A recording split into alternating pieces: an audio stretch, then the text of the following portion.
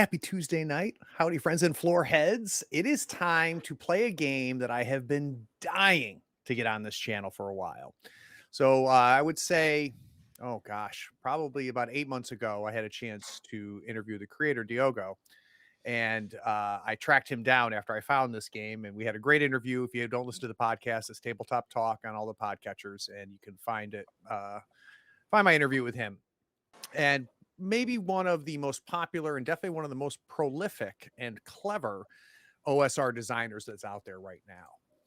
And I had a chance to track down three of my patrons who also wanted to try this game with me. So we've got Jesse, Roger, and Matt here, all first timers on the channel. So, gentlemen, welcome. Thank you. Thanks for having me. I think we should get started. Let's do it. Why wait? So we are in the prehistoric world that never was. It's pure stone and sorcery. I want to welcome all of you to Primal Quest. The three of you are at the end of a trying few weeks. You escaped from your lands across the Western Sea for reasons we'll probably discover later. You then survived the treacherous journey through the lands of Thea. And a week ago, you found Lacket, a village with homes built on stilts on the coast of the great inland lake, Baga. There's about 300 people living in Lacket, and they welcomed you in as refugees. You quickly found that they were led by a wise old medicine woman, who they call Brickla. You healed and rested from your exodus. And early this morning, you were offered the chance to join the tribe, to become part of Lacket. And where you are now, well, you're in a cave. So the three of you are sitting in a large cave. It's about 12 foot in height inside, a single room, but large, round. Outside, you can see the night, and inside, you can see the fire. The three of you are sitting around a very controlled, specific campfire that was built in this single room cave. It's a bit of a fire pit, and there are stones that line the fire pit. And as you're sitting there looking at the fire, you notice all the stones are different. Each stone from a different part of the lands that you have traveled. The person who brought you here is Brickla, the wise woman that leads Lacket. And off to the corner, she's preparing what she's told you is a tea. And she's going to take you through a ritual that on the other side, you should then be members of this tribe. And she calls it the Dreamwalk. She hasn't given you much more information than that. So she's off in the corner with a small secondary fire where she's preparing this tea. The three of you are sitting around the large fire in the center, and as the lights of the fire flickers, you catch things on the walls, designs and drawings. And you can tell by how some are faded more than others that this is a series of decorations and stories that have been written on these walls for who knows how long. Some are dark and still fresh. Some have almost faded completely into the cave walls. I think I want to start by talking about Krath real quick. So, Matt, can we describe what Krath looks like? Sure. Krath is a big fella, burly and wide, kind of a shaggy mane of black hair, patchy beard that still manages to cover his face down his neck almost to his collarbone, but looks kind of scraggly and unkempt.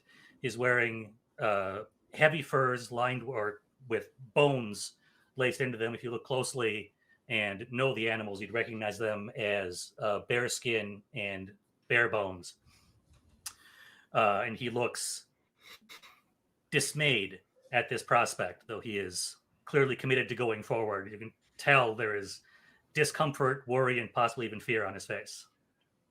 So Brookla didn't give you a whole lot of details, but she did tell you, Krath, that you could bring what you brought with you to Lacket. So we talked about what you're wearing. To the side of you, though, you've brought some other items with you. Can we quickly talk about what you brought with you into the cave? Sure.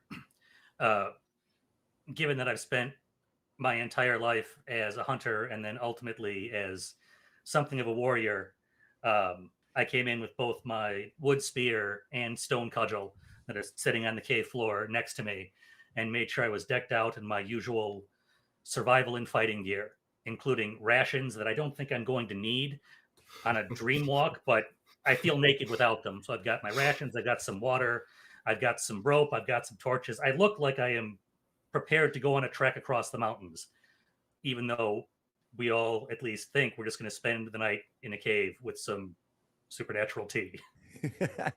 And as you're sitting there, Brookla was kind enough to not make you sit on the ground. In fact, you're sitting on furs, almost furs that have been tied together as rugs that create a ring around this campfire fire pit in the center.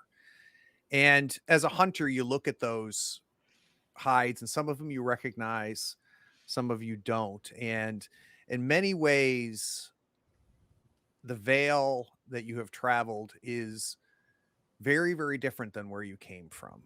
You encountered animals that you had never seen, creatures you had never seen, and even maybe you'd call them people, but something very, very different than where you're from. I want to now turn to Che. Roger, can we describe Che real quick? Yeah, so Che, unlike her companions, is blonde, long blonde hair, and most distinctively has a wrap around her face covering her eye, her left eye. The rest of her face and her upper arms are decorated with various paints and smears of color. Her hands are stained, kind of just a mash of black by now, with little flecks of color here and there, but mostly her fingers are all black. And not heavily armored, not heavily armed, but she does carry 3 sort of hollowed out gourds that she keeps very close to her person at all times. And Che, as you look into the fire, you can tell that Brickla's done something different. It's not just the wood. There's something else burning in that fire, and you see flicks of colors in the flames. It's not just the orange and the yellows and the reds that you're used to looking at in a fire. And as someone who is more than just fascinated by color, somebody who is consumed by color, I'm imagining Che just getting lost, looking into the fires. You start to smell the tea brewing. Now let's move to Alka. Jesse, can we talk about Alka real quick? Yep. Alka is scrawny, skinny, and sinewy. Not put together. Scraggly, wild beard. Full head of hair that was maybe cut by a knife 2 weeks ago. He's always got a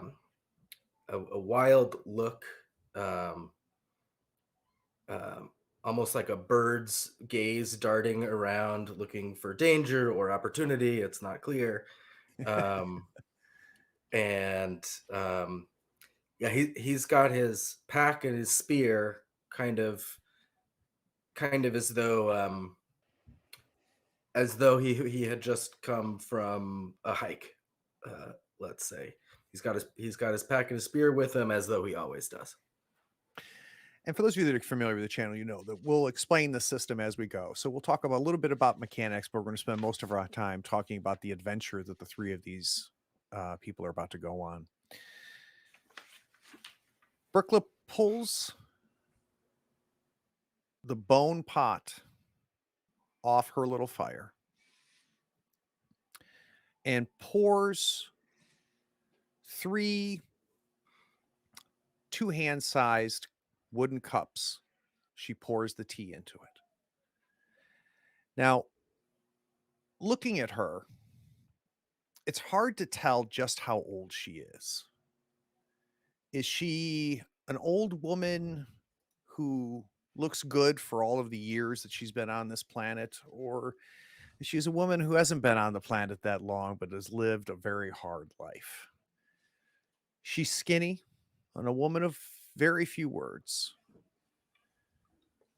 Much like Che, she has got paint decorating her face, her arms, and it seems like every day the patterns would change. Was she repainting it every morning or every evening? It's hard to tell. She walks and she has a bit of a hunch.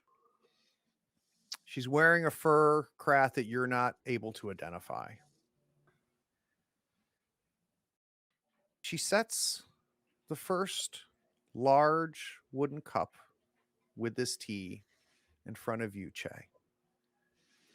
And betraying her age, she easily crouches down to where you're sitting. And she says, "Do you have questions?"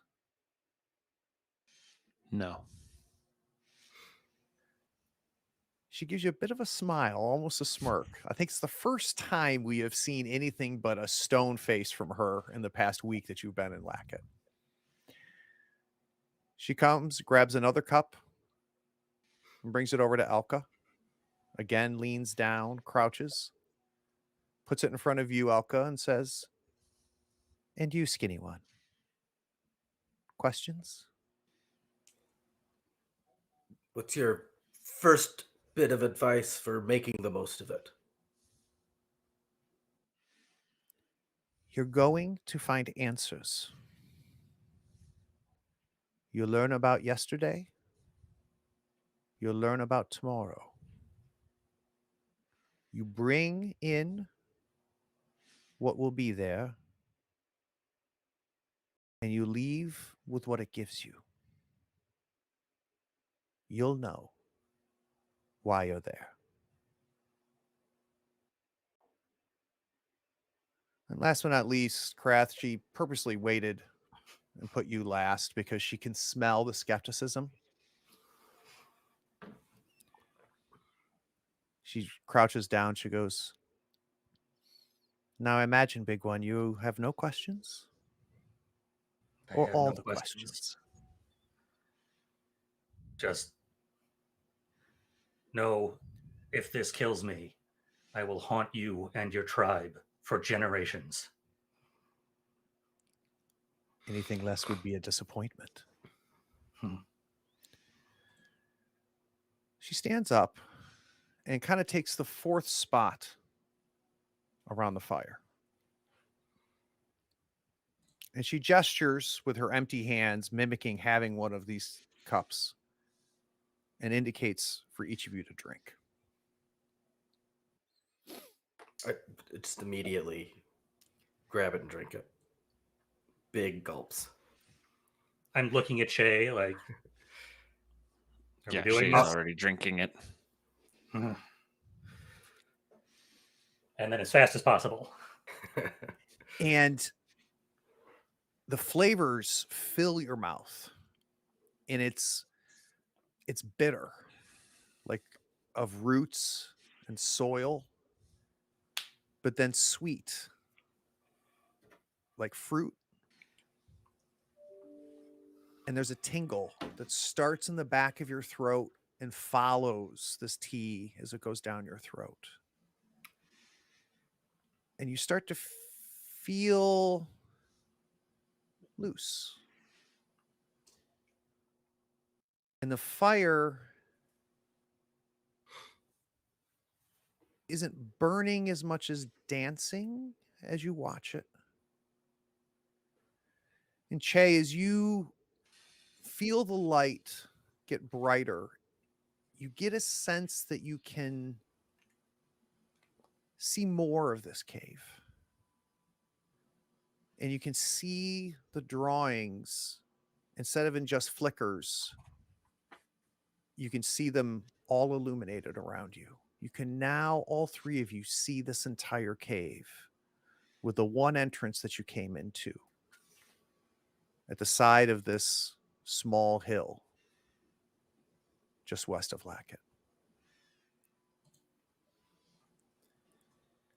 Somehow, you become very conscious of your teeth. Your tongue runs up and down your teeth. You're feeling your teeth in your mouth. And Elka, are the pictures moving? The designs of hunts, the designs of trees and landscapes and mountains and valleys that all cover the walls of this cave seem to move out of the corner of your eye. But as you turn to look at the movement, there's no movement.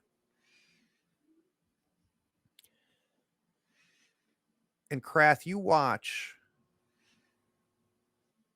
as Brickla fades away. And as she fades, as does the entrance of this cave. It's almost like if you blinked and you were staring at the sun too long. And as soon as you were able to regain your sight, you realize there are no doors. There is no entrance. And Che, as you also see the designs moving, but with far more clarity than Elka, when you're staring at these drawings coming to life, you can see the stories that they tell. And then stones that make up the walls of this cave, not only can you see them shifting, becoming almost mercurial, but you could hear the stones grinding against each other in this movement. And now as the tea takes full effect, I need all three of you to gain a tag. So this system uses a tag system, and you're going to see mechanically how these tags work. Tags can be associated with a character. Tags can be associated with an item. They can be associated with the environment. And the tags can be invoked to help or potentially count against the actions and goals of our characters. I need all three of you to gain a tag, and I want that tag to be gain the augmented senses. So you all start off with tags during character creation. You now have an additional tag of gain the augmented senses. Because everything smells more. Not only can you could smell the campfire before, but now you can smell the wood burning. And you can smell the wood before it burned. You can smell the wood being chopped from the trees. You see the pictures as they were being drawn. You're seeing some of the pictures and designs on the walls as they fade and move. And all three of you at the exact same time realize that despite the closing of the mouth of this cave, there are now two new doors inside the cave, opposite to where you were when you walked in. For the sake of ease, we're going to say one of these entrances has now opened up to your left, to the west, and another one has opened to the east. Both of similar size, and from where you're sitting are obviously leading to passageways. I think Alka just gets up, grabs a pack, and starts heading towards one and reconsiders and ends up just kind of pacing a little bit, unable to make a decision. I'll go up to each one of them and just give a sniff and pause for a second to see if I can smell anything or feel any moving air. So kind of standing at where the cross is, right between them, right? So if you stand there, you get a sense of two things. Actually, let's do our first roll. Oh my. So we've got 3 stats for these characters. We have got body, we've got mind, and we've forgotten the third one already. Mind, Heart. body, that's right, and heart. And they sound exactly the way they do. And you'll have anywhere from -1, maybe even as high as 3 in each of these stats. So Krath, you've got a body of 2, a mind of 0, and a heart of 1. And this is going to be a mind roll. So the way the system works is you have your stat. In this case, his stat is 0. And then you have a pool of positive dice and a pool of negative dice. The highest positive die you roll, you subtract from it the highest negative die you roll. You then add your stat and match it against the difficulty. This is going to be difficulty 1, Matt. So by default, you get 1 positive, 1 negative die. Your stat is 0, so that's not going to help you. Is there anything that we can do to increase the amount of positive dice you roll? Is there any tags we can use? I was going to ask about my predator talent, which in my head is mostly an instinct for fight or flight, a pretty accurate gut check for fight or flight. So depending on what I might be sensing, that may or may not apply. It does. So cool. you'll gain a positive die from predator. And then I'll ask after the new tag that I don't have a real handle on yet. So I will throw it to you. Is that something that would apply here? That is also, so that is going to give you a total of now 3 positive dice. So we're rolling 3 positive dice in white, 1 negative die in red, and we're going to try to meet a difficulty of 1. Difficulty 1, check. So our highest positive die was 4. Our highest negative die was 4. Those cancel each other out. That leaves you at 0, adding your mind score.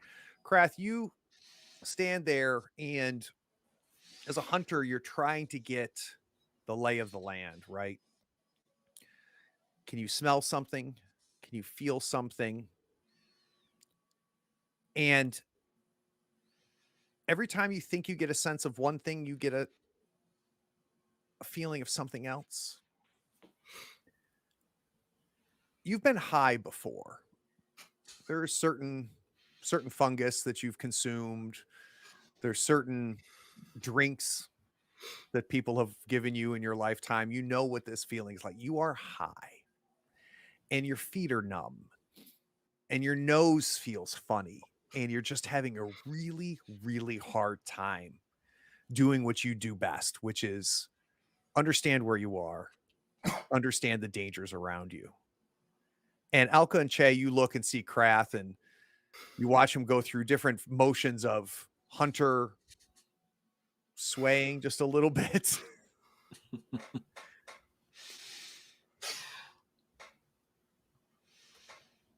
I can tell no difference between these. And you can see We travel confusion and dismay. Like, I know I should be able to, and I can't. And here we are. We should travel in that direction. That direction leads to Colesfall. May dogs gnaw on his bones. I'll just head off in the direction indicated.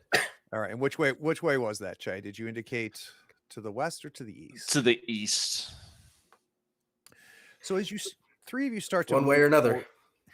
move towards that eastern entrance. Jay, I'm going to have you do a mind roll as well, if you don't mind. It's going to be difficulty 1. So what do you have in mind?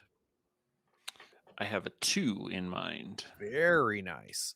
You've got 1 positive die, 1 negative die. Do we have any tags? Mm, And this is going to be to see if you notice something. So it's going to be an awareness type test. I'm gonna use that augmented senses. I Yep, mean, that it's gives you 2 there positive die. for sure. So attribute It'll be is 2.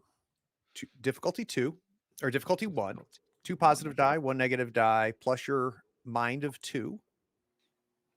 Let's see what we get. All right, we got a 4 versus your 2 with a success.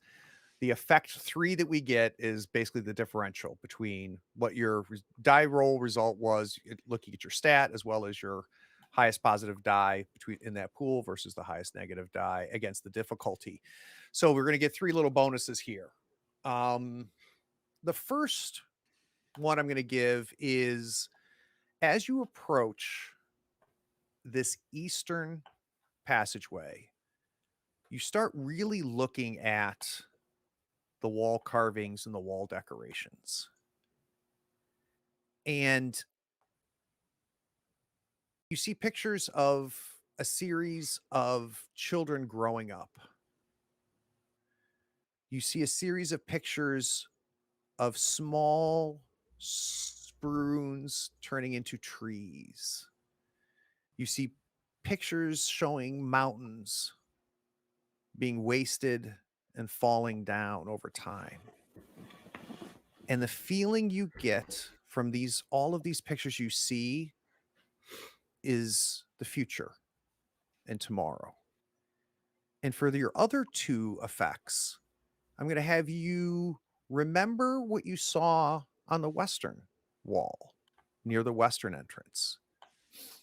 And there were pictures of suns setting, of memories of the past, of death and of dying. So because of this mind roll, you're getting a sense of very distinctive thematic markings around each of the ones. You are headed towards the one that makes you think of tomorrow and gives you a sense of the future. I'll spend just some extra time just kind of running my finger along the pictures, almost kind of getting a sense of like the artistry there. And I'm pleased with my decision because the future holds more promise to me than the past. As you get right to the entrance of this passageway, everything goes dark. The fire behind you goes out. You, all of you, see nothing. You know you're here. You can feel the cave floor under your feet. You can feel and smell the air before it went dark. Nothing has changed, except you now have no light left.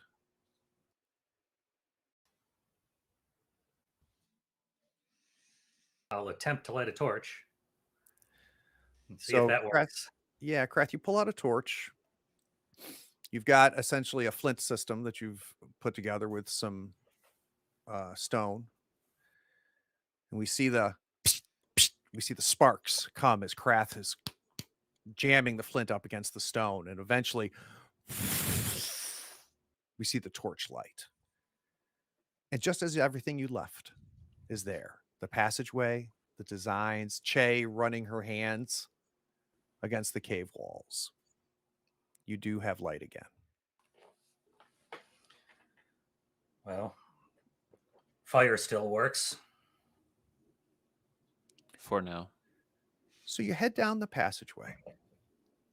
And as you go along this passageway, it's not very long. It's only 10 or 15 feet.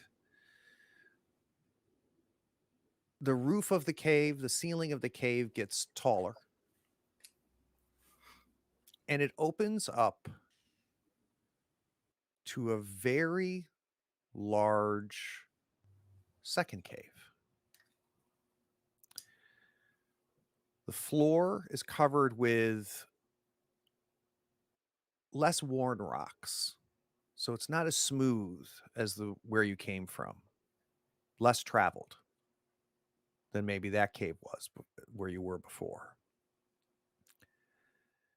And probably the most discerning feature is this huge crevice that cuts this cave in half. And from the center of this crevice is a tree. It's a beautiful, large tree, a tree that if the three of you joined hands, you couldn't wrap around it. And all of you have seen not this tree, but pictures of this tree, and you've heard stories over the last week about this tree. This is what Brickla calls the mother tree. And she considers the mother tree to be the center of all life. She considers it to be the source of all power. But you notice that the leaves are almost completely fallen from it. So in all the pictures that you've seen that Brickla has drawn, pictures that Che, you saw on the cave walls, the mother tree was always full of abundant leaves and fruits the size of babies' heads. But this tree, almost all the leaves have fallen off. And at the very top of the tree, at the highest branch, you see one sole fruit. And it's large and almost pear-shaped. And you've seen depictions of this in all throughout Lacket. And the fruits that from the mother tree would be of different colors, sometimes oranges, sometimes yellows.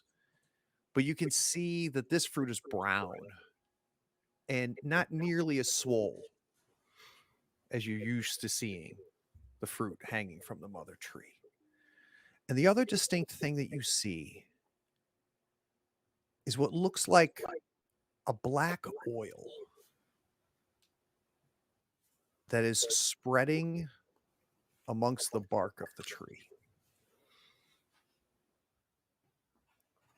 And it's covering and spreading from its roots down into the crevice where you can't even see, all the way up to its branches, and even to that last piece of fruit at the very top. Now, if you stay on this side of the crevice, you do also see that there is another passageway that continues to the north. And this oil seems to be coming from the tree, sort of seeping out of the tree. Really hard to tell, Elka. Really hard to tell, and because you can't see the roots of this tree or the base of this tree because it's in this crevice. Mhm. From where you are, you can't see into this crevice. Really hard to tell. Is it coming from the crevice? Is it coming from within the tree? It's very difficult to tell, but it veins throughout the entire tree itself.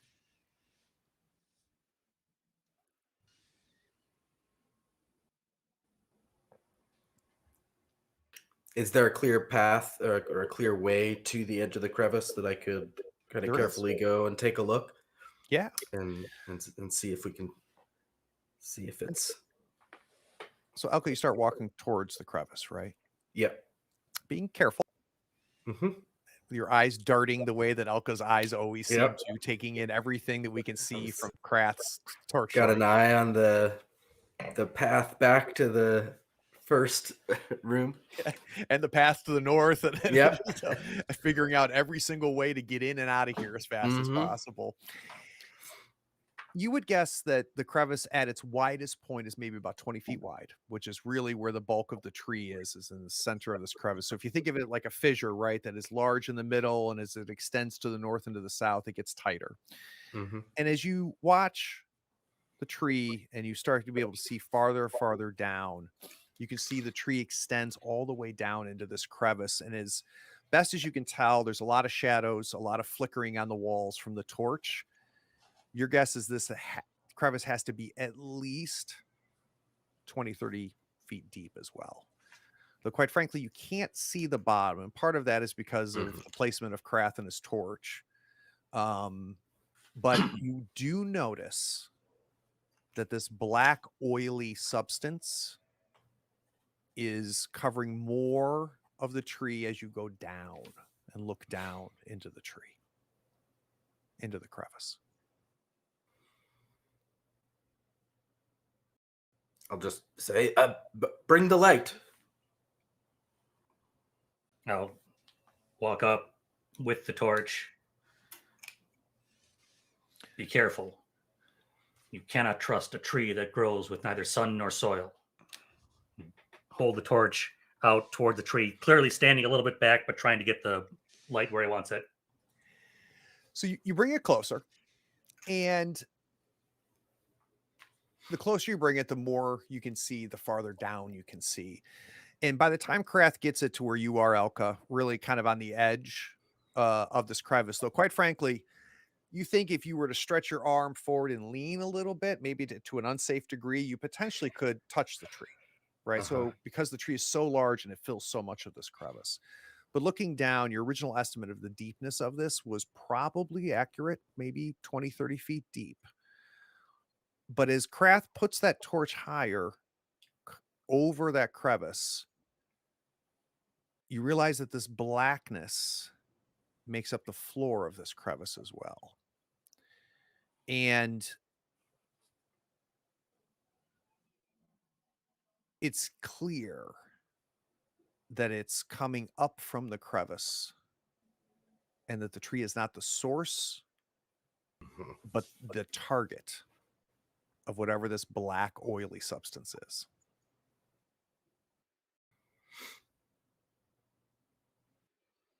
It's either the future or the history of this mother tree. Maybe a warning, something to learn to prevent. It's certainly an ill omen if the source of all life is perishing. If it tells us the future holds death, this is not news. Well, no, no.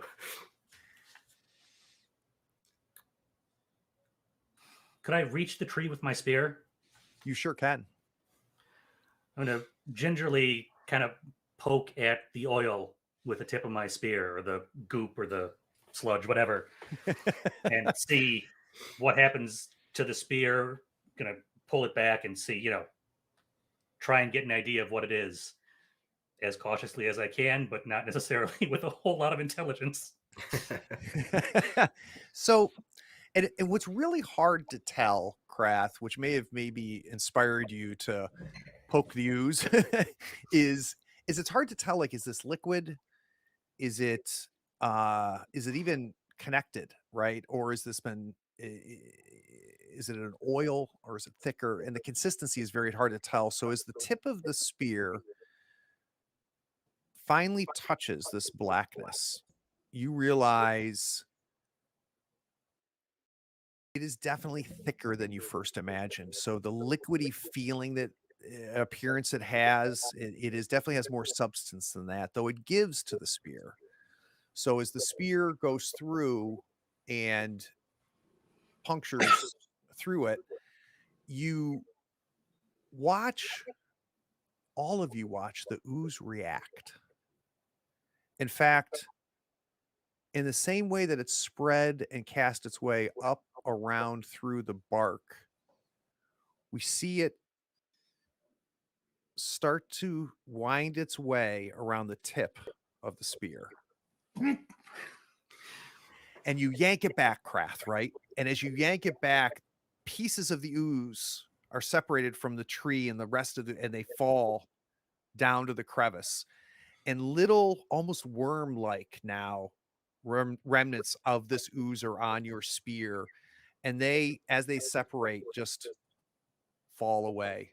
And now almost like an oil drip off the end of your spear, leaving your spear clean. And you watch this ooze just soak in between the rocks that make up the floor. So I'm taking several steps back, checking. Like, I don't trust my senses right now. What did you just see happen? What I think you saw. It's seeping into the ground.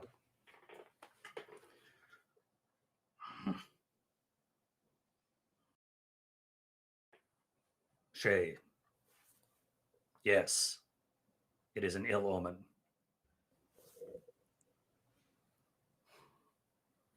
I do not think that we have the power to save this tree. I believe it depends on how far in the future we are seeing,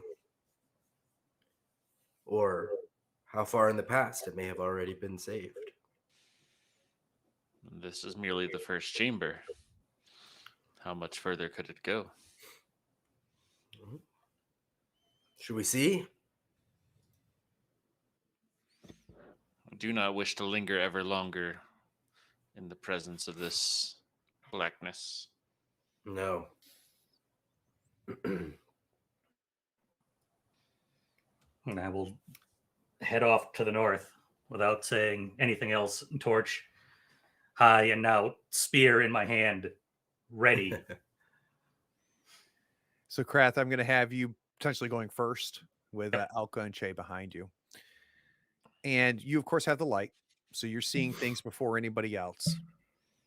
And as you enter this passageway, relatively quickly, the ceiling of this cave comes back down to what you saw in the previous passageway at the beginning, right? So roughly about 12 feet above you. So, Krath, for you, as you're walking, at times you probably have to move your head a little bit so you're not hitting some of the stalactites that are formed at the top. And every step you take, the air temperature drops. And at first you think maybe there's a chill, maybe there's a breeze coming through the rocks, but very quickly you realize it's more than that. And the warmth of the fire is long past now. And every step you take, you're only about 5 or 10 feet into this passageway. Even the skins that you and Alka and Che are wearing are not keeping you warm enough. And every step you feel colder. And every step you can hear but not feel a wind. And it seems like what's ahead of you is almost a deafening wind that only gets louder as you step forward.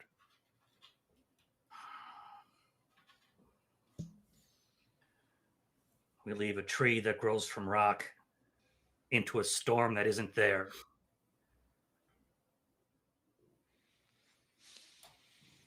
I am willing to press on, but I don't know how much longer I can.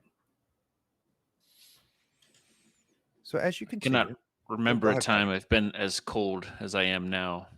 Let us press on quickly. And close to the torch. Well enough. I'll take a few more steps. At some point, assuming it becomes nigh onto just intolerably cold, I will see what happens if I just like throw some water out of a water skin forward, see if it actually freezes or it's just me being high or whatever. Well, the question you're asking yourself and the plan that you have to find out if water freezes gets answered for you pretty quickly without even having to empty your water skin, because each step you've been taking has been quiet, right? It's bare feet on stone. That's not going to cause much noise. But as you start to step, you start to hear crunching, and you look down and realize part of the reason your feet are so cold is you're walking in snow. And as you walk, the snow just seems deeper, even though the floor is not getting lower. I don't know the answer to this question. Has Che or Krath ever seen snow before? I was gonna say I don't suspect. I mean, if I maybe heard of it, it's not impossible that Krath has seen it like once, but it's not normal at all. That would have been a day worth remembering, the day the snow fell. Right, right. How about for you, Alka? Yeah, I think Alka has seen snow in Alka's kind of been time north. away from. Yeah. So the winds you could hear, you are starting to feel as you're going forward. And I'm being very conscious of the fact that when if this cold becomes unbearable, I will tell you because your characters would know this. But now you finally see it open to another chamber.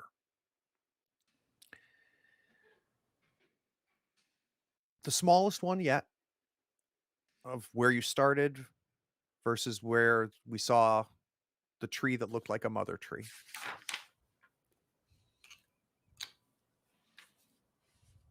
And it's hard to tell what's in front of you because the wind has gotten so fierce and the flurries of the snow have made your visibility not much more than an arm's length. And Elka, this is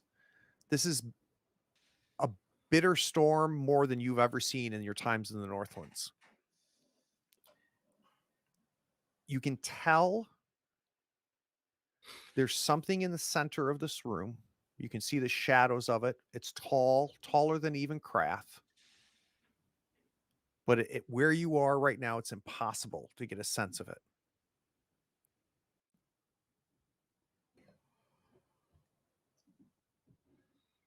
I think my instinct is to just go and get close enough to look at it, Okay. kind of trusting that this event will keep me safe. Elka's doing that. Krath and Che, are we Just staying close? to clarify, am I physically fighting against the wind, or is it still? It sounds like there's wind, but it's not actually moving anything. No, you can feel the wind now physically fighting against you, but it's not coming from one direction. It's flurried, right? It seems to twirl and push you in different directions depending on seconds as they pass. Sometimes it's in your face, sometimes it's behind your back, sometimes it makes you feel, to the left or to the right. So it is definitely a twisted, winding storm, and you can feel the snow hitting your bare skin, the few places where you're not covered, and it almost stings. It's coming at such fast velocity, but of course melts as soon as it hits your skin, your body heat alone. Start to take a step forward after Elka, but then I check back at Che, like whether we're going or not. Yeah, I feel like Che is getting pushed harder because she's not as brawny as these two. So pretty struggling pretty hard just to stay upright, kind of hunkered down, holding an arm up to try to ward off the wind, but it's inevitably hitting, every time she puts an arm up, it hits her from the other side. And so she's kind of like half crouched, half crawling, trying to look out her one good eye and follow behind Alka, who is just like beelining it through the snow. Yeah, having Che, not realized before what a struggle it was, and seeing that now, I will offer an arm. Like, I can't protect you from all directions, but what shelter I can offer. think Shay will at first like kind of like act like she maybe doesn't see it or like sort of ignore it, but then like another gust kind of takes her back a step.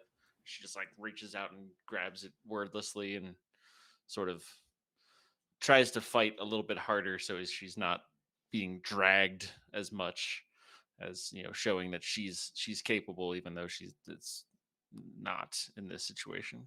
And I will carefully not look at her struggling and not even notice that she is hanging on to my arm as I walk after Elka. So, two of you together, Elka not being too far from you, right? So even though Elka may not be using Krath as an anchor, I'm imagining you guys are staying close, because if you don't stay close, you're very quickly going to lose track of each other. Yeah. As a matter of fact, it has become so disorienting, I'm going to need a mind test. And to give you a sense of how disorienting this is, the twisting of the winds, the snow beating on your face, making it hard to keep your eyes or eye, depending on who you are, open. This is going to be a difficulty 5 mind test to stay orientated. So let's talk about a few more mechanics. Of course, we have the positive die pool. We have the negative die pool. There's going to be no additional negative die added here. You're going to be able to use your tags, and I want you to think about what tags might help you keep your wits about you, keep yourself orientated, keeping track of each other, basically an awareness, right, of a sense of direction as you start to move towards the shadow that you saw before the storm got even worse.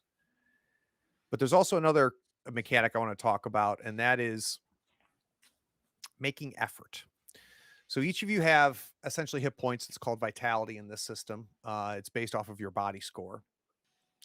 You can put extra effort into anything by spending vitality. You lower your vitality by 1, it adds a positive die to your pool. You'll lower your vitality by 3, you get 3 more die. And remember, if you roll 5 positive dice, you get to keep your highest. We see the 3 of them swaying. We're seeing Elk at some point think he's walking forward, and you realize he's walking towards Krath. And he turns, and Krath, there's times where you've got the torch in front of you and you go to your left and see Elka, and go to your right and see Elka again. You're getting turned around. A level 5 difficulty. I need each of you to think about it. We're on a 10-minute break. We'll be right back in 10 minutes.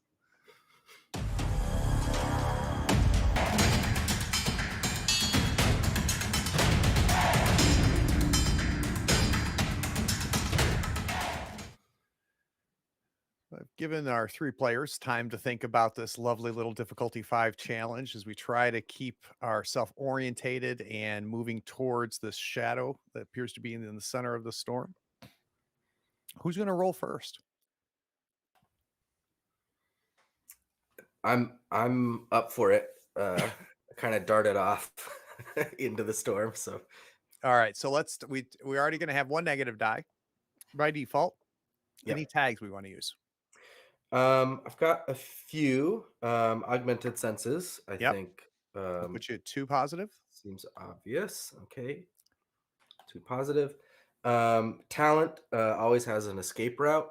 Well, I like that. Yeah, let's use that as another tag. So let's put you at 3 positive.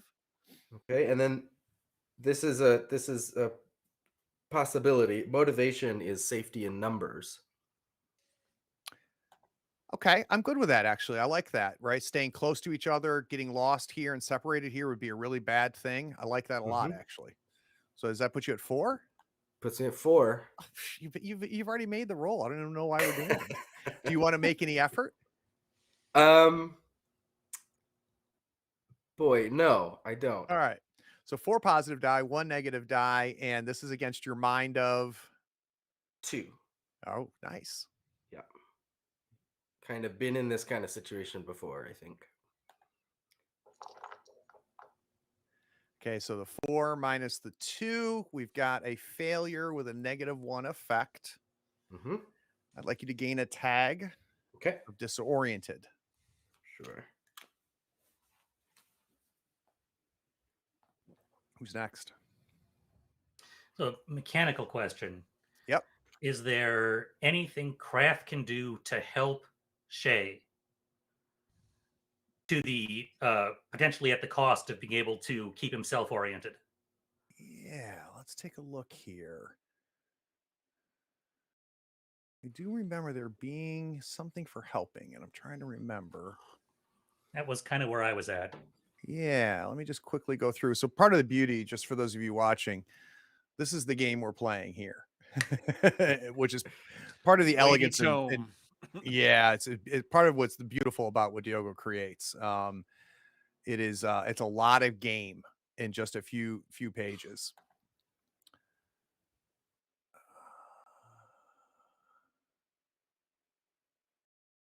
Just taking a quick look here. Yeah, I found the help with magic, but I didn't on a quick skim see a mechanic for actually aiding.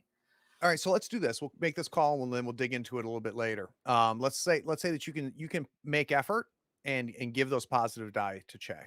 So if you All want to right. spend some vitality to give some positive dice to Che, you sure can. Yep, I will expend 2 vitality to give Che 2 additional dice. Okay, so what's your vitality before and after? That'll bring me from 12 to 10. Okay. All right. So do we want Che to roll first, or we're gonna have Kraft roll first? Oh, I'll roll. This Oh, is okay, exciting. good. All Um, right, so you're at 1 and 1. We're gonna use the augmented senses to give you 2 positive dice. yep, And your mind score? is 0. Okay. Um, so before I roll, I was going to ask if I end up with a setback, which doesn't seem terribly unlikely to me. Um, this seems like the kind of time where I would end up invoking my blackouts or visions tag, given that I'm, potentially drunk and or high and lost in the snow. But I'm not sure So what that would mean after the fact. after the fact, it would potentially uh, impact a potential future roll. Okay. And that's a negative tag, right? So that would be increase your negative dice. We'll Yep. have to kind of see how things go here. And I don't know if a setback would invoke that, but it might be something I might use against you later. Okay. Cool. I just wanted to put it out there because it seemed right for Cup being involved here. Yeah. All right. 2 positive, 1 negative, difficulty 5. Yep. Oh, look at you. Not only did you succeed with an effect 0, so you came right in at the difficulty 5, but you got a boon, and I want to talk real quick about that. So if you roll a 6 on either on your positive die, you get a boon, which is something that's going to be helpful to you. If you roll a 6 as your highest die on your negative die, it's a setback. But in this case, you got a boon because you rolled a 6 on one of your positive die. So Krath, for whatever reason, whether it be experience, whether it be the almost numbness, maybe it's the cold, right, that's making the effect of this tea that made you just feel woozy, is now sobering you up immediately. You get a very clear sense that you feel like you've walked maybe 30 yards. You realize you've walked maybe 5 feet, and immediately the room is the right size. And you can tell that you're not in this huge landscape of snow and storm, but you're in this room and the storm is contained in this room. And for your boon, I'm going to have you, in a moment of clarity, see the center of this room, which you've been walking towards. And it is a large gray crystal that it appears was jammed into the ground in the center of this room. So you can see it jutting out, but it didn't come out, it came in. And it has kind of a gray light that suddenly is like a lighthouse for you, giving you a sense of not only where that crystal is in the center, but where the walls of this room are, and that you are still traveling north. And as Che is, you know, getting disoriented a little bit and pulling on your arm, you're with strength, you're able to pull her right back in and keep her centered. Exactly where she needs to be. So I'm going to use that boon as an additional positive die for Che. on her roll. So let's do Chay's roll. Let's All walk right. us through where she is. She starts at 1 and 1. Augmented gives you 2 and 1. Great. So Chay's motivation is to find her tribe. And so she is desperate to not get left behind in this situation. Let's use that Uh, tag to give you a third. Almost to the point of like her nails are like clawing into Krath's arm. That's my 2 vitality right So there. yeah, that's the vitality. That's the vitality. Perfect. Yep. So then you get the 2 from Krath. So I think that puts you at 4 now. Yeah, with a mind of 2. Nice. So I think I'm going to be good with that. So 4 positive dice, difficulty 5, and we'll roll it. Ooh, so close. 5 and a 3, and a failure by -1. Krath, you feel her nails in your arm,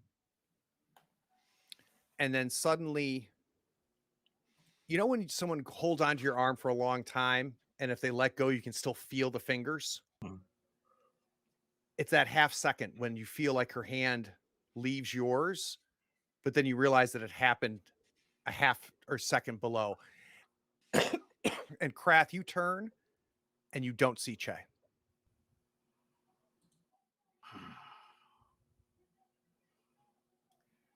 So, yeah, I'm going to continue towards the crystal and just start shouting after having already had to make the decision to leave everyone I care about behind. I'm already in a gotta get out to be helpful ever mindset. Elko, what are we doing? Probably lost sight of the shadow in the center, but I think pacing, randomly choosing directions, and So Elko would keep just kinda moving, go. even though Elko doesn't have a sense of where he is. Yeah. Yep. So Krath, being the only one who has any sense of the room, of this crystal in the center, Krath keeps moving towards this crystal. And as you move towards this crystal, the temperature starts to rise again. So there's a warmth obviously coming from this crystal, Krath.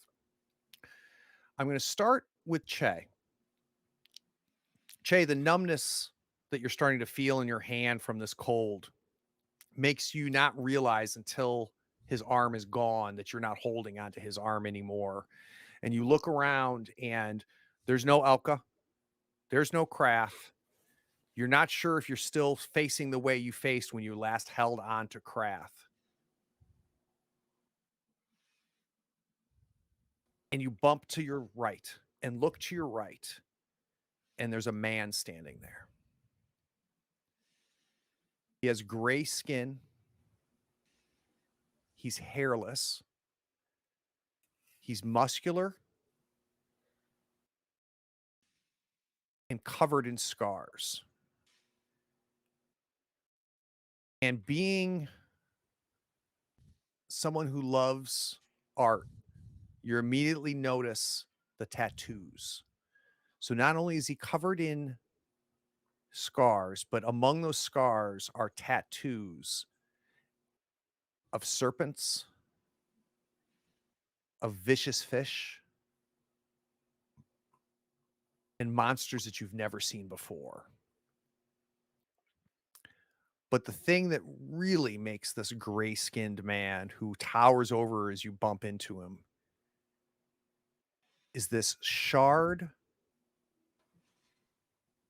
of gray crystal that is in the center of his chest. It's okay.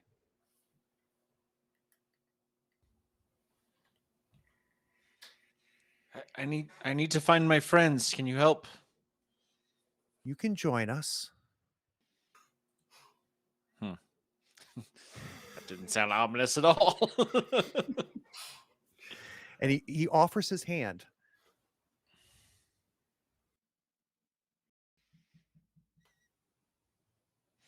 I'm gonna say, given Shay's mental state, that she kind of hesitates for like a moment, like maybe something's not right here, but ultimately reaches out to grab the hand. And you grab his hand, and as cold as the air is, as cold as your hand is, your hand feels like a fire next to the coldness of his. Elka, you stop for a second and you start turning around trying to figure out, okay, where am I? Where am I? And as you turn one more time, you see a woman standing in front of you. She also is hairless, about your height, also covered in scars and tattoos of monsters. She too also has a shard that has been jammed into her chest. And like the man that Che saw, she too is just naked, not no skins, no furs. And she goes, "Come." And she puts her hand towards you. Where to? To us. To who? Us. Lacket? No. Hmm. No, I'll decline Okay. politely. So, initiative in this system is really narrator led. It's what makes the most sense. So in this situation, I think she has initiative because she's made this Mhm. offer. You're refusing of the offers, causing her to act. So I'm going to have her act first. Mhm. And she immediately lunges to attack you, going for your throat. Okay. So the way that this works is she too is going to roll dice. She too is going to have the same type of pool and everything. So mechanically, it's the same. The difficulty, though, is going to be set by your defense. So what is Elka's defense? I believe it's got a cat joining the party here.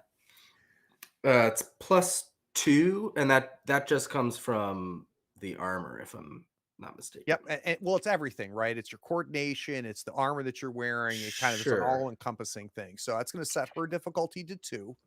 Mm-hmm. She has got 2 tags that are helping her. She has no attribute. So she's going to roll the same way you have. Okay. So now, as a reaction, you can attempt to defend yourself. Mm-hmm. I would like to do that. I think that that's smart. Let As me a just reaction? quickly, yeah. Kind So of you can only quickly. block when using a shield. Where is the? Let's see. Let me go to combat real quick. I think you have to beat her effect, which is 0. Okay. Let's just double check that. Defending, characters can dodge, parry, or avoid attacks in many ways.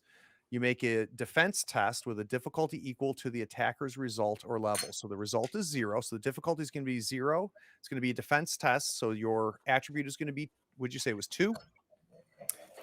Defense is 2. Yep. Okay. The enemy attack is avoided if the test is a success. If the Okay. test fails, the character suffers damage equal to the value of the negative effect plus the attacker's level or their weapon's damage. So difficulties, defense is going to give you 2 attribute. It's going to be difficulty Yep. 0. You got 1 positive die, 1 negative die. Do we have any tags? Difficulty 0, 1 positive, 1 negative. I guess augmented senses would still Great. apply here. Yep, 2 positive. And then I don't think there's others. So I'll just roll that. She lunges at you. Very nice. Your 4 to the 2 gives you a success with an effect 4. Mhm. How are you avoiding her? I think I'm just kind of getting behind my spear. And if she's lunging at me, now she's lunging at the spear. And you increase the distance, right? So Yeah. she grabs like this, and you could tell she was going for your neck. She grabs like this. You pull back, kind of putting the spear between you and her. It's your action.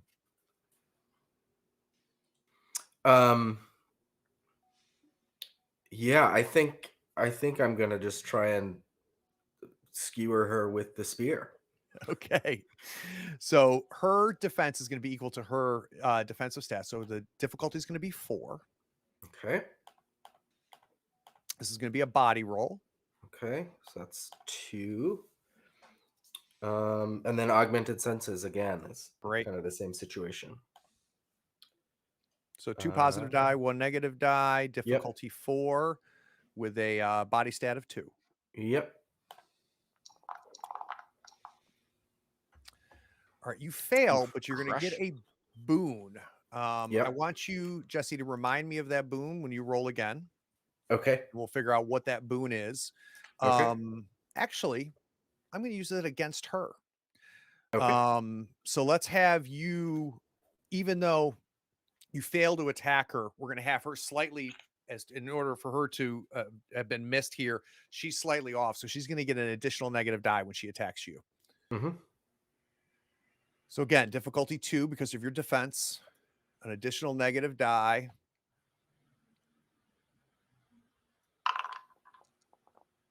She fails her attack. Yours.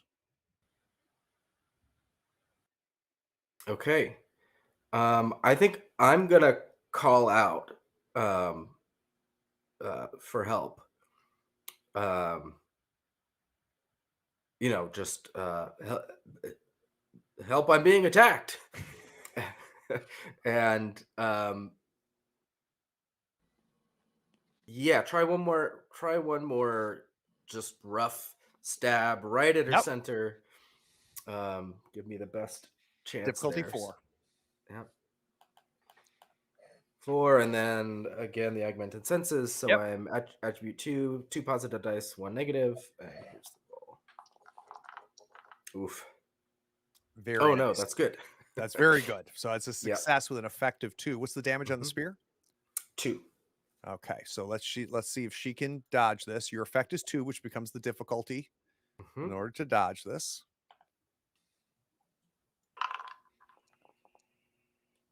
Okay, so she is able to withstand and dodge away from that. Krath is the only one that hears the scream, and Krath, you can hear the scream, and you know that she is only maybe 4 feet away, so you can't see her, but this would cause you to go away from the crystal and to go towards her. So how much time has passed? Well, I should ask the question I really mean. My first thing when I got to the crystal was pulling out my rope, lashing it to the crystal, lashing it to myself to start shouting and searching for people. So I don't know how much of that I've gotten through by this point.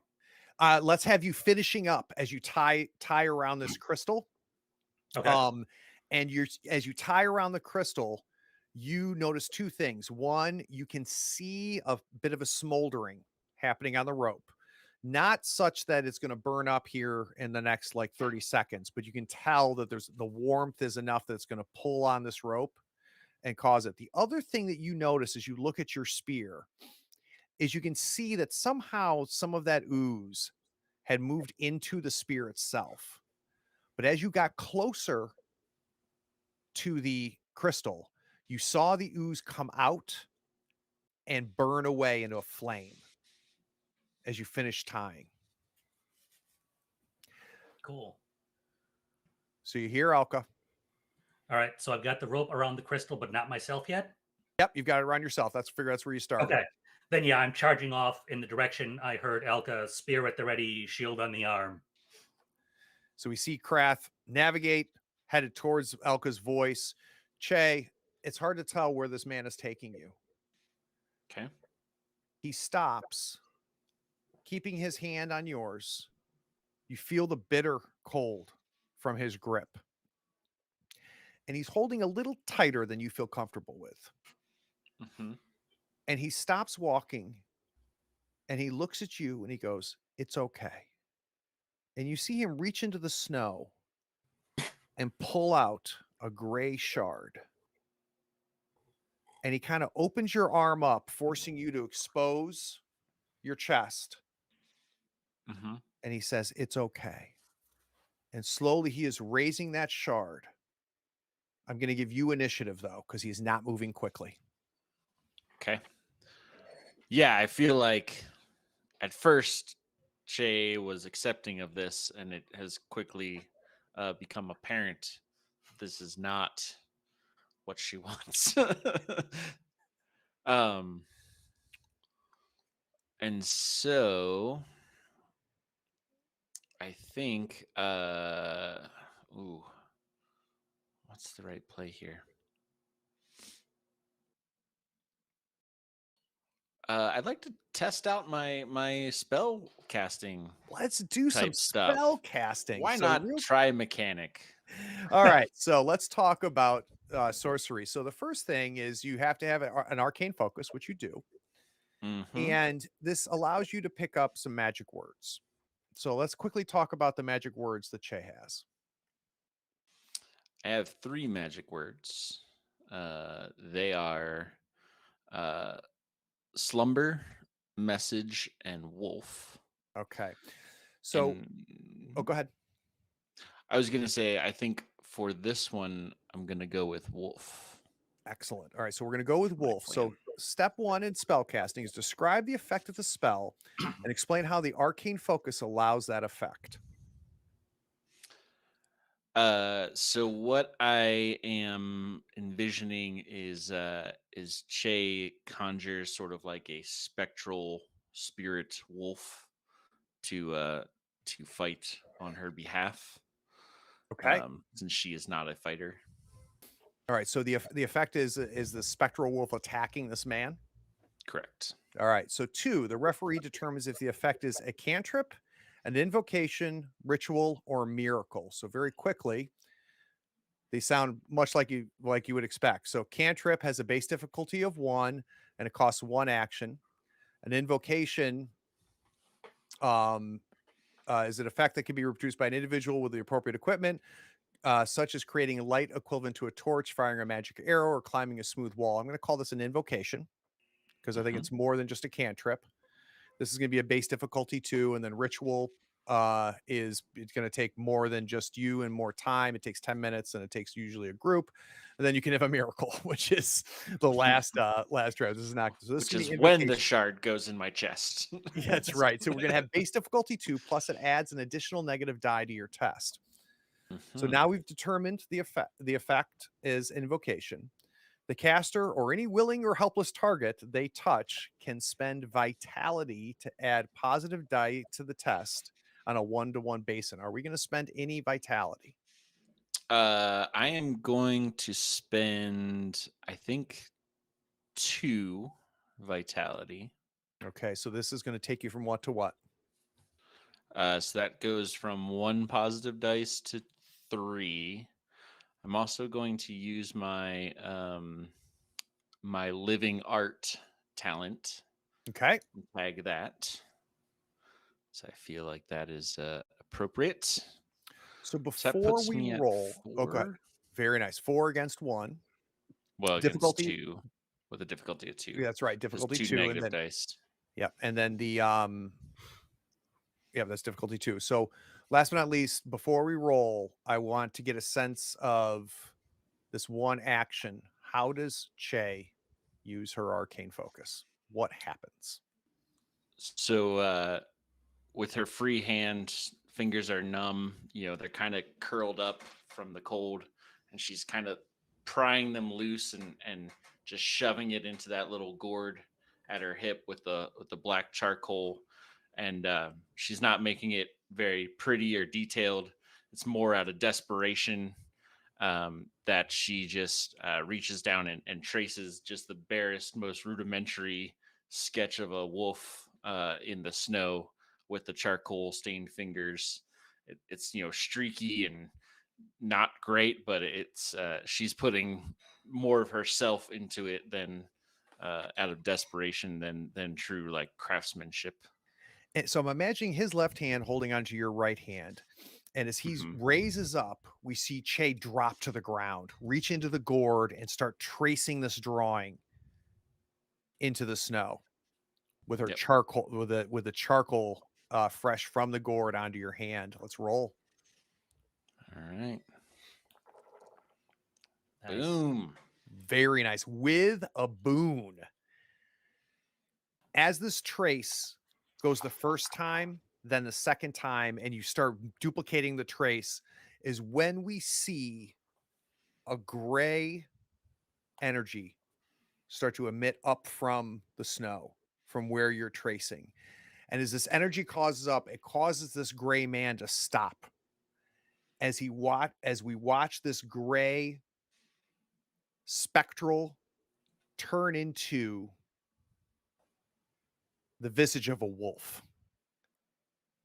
And before he can do anything, this wolf lunges at him. His hand lets go of yours. He falls back into the snow. And this wolf is on top of him doing what? I would just say like scrabbling at its flesh, probably trying to go for its throat. I'm going to go ahead and use that effect for damage. Sure. So let's take care of that. All right.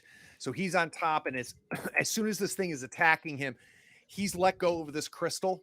He's obviously let go of you. He's halfway into the snow. The snow is, a good 6-8 inches deep. And we see the wolf biting, the spectral wolf biting, and then all of a sudden it just, the winds and everything just take the vision away. Elka, I think you have a date. What's that? You have a date with a woman who wants you to be with her. Yes. Join her. For action. I think I have to make an attack with some effort. Okay. So yeah, my strategy here is I think I'm gonna do one more real good shot at skewering her, and then it's time to run if that doesn't work out. All right. So tell me what our pool looks like then. We've got difficulty 4. Yeah, difficulty 4. Body of 2. Body 2. Augmented senses. Give you an Positive additional dice positive 2. die. And I'm going to spend 3 vitality. Where does that bring you to? 5 positive dice. Wow. And what is your vitality now? 9. Wow. Okay. And then you had a boon from before, didn't you? You used it in her defense. Oh, that's right. You used it for the defense. Yep, you're right. Yep. All right, 5 to 1. I'll make this roll with body 2. Very nice. There we go. You picked up another boon, rolling a 6 on the positive die. You rolled a 1 on the negative die, so your effect is 3. She's going to try to defend herself. Mm-hmm. The difficulty is going to be 3 because of your effect.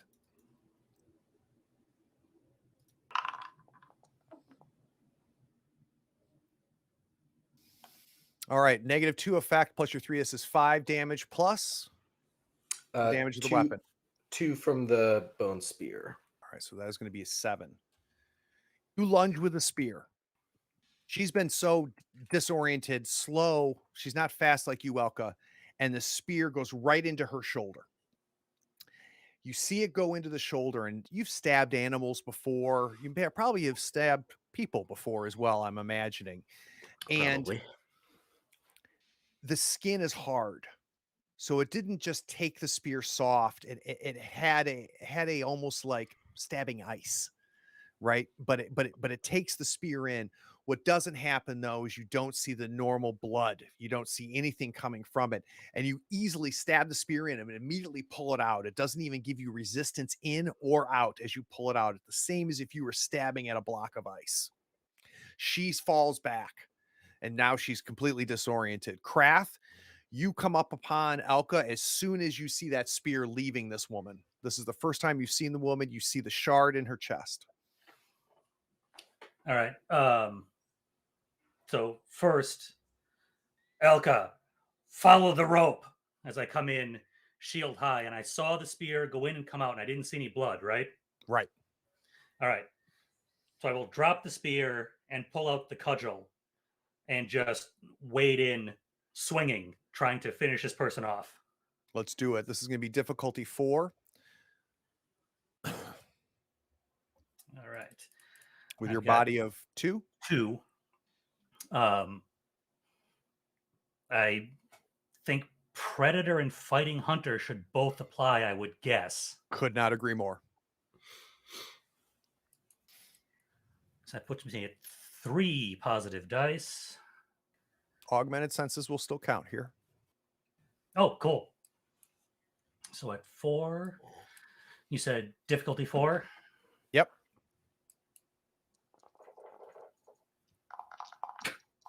So you got a boon, but you failed. So you come at her with a cudgel, and she actually catches it. So her arm comes up and she catches the cudgel in her hand, and she rips it. Or no, it's a boon. I'm sorry. So she catches it. You easily pull back on it, and that she was expecting to grab it and pull it towards herself, and you pull her that, and this is going to cause her to get an additional negative die on her attack as she tries to reach and grab for you. What is your defense? 3.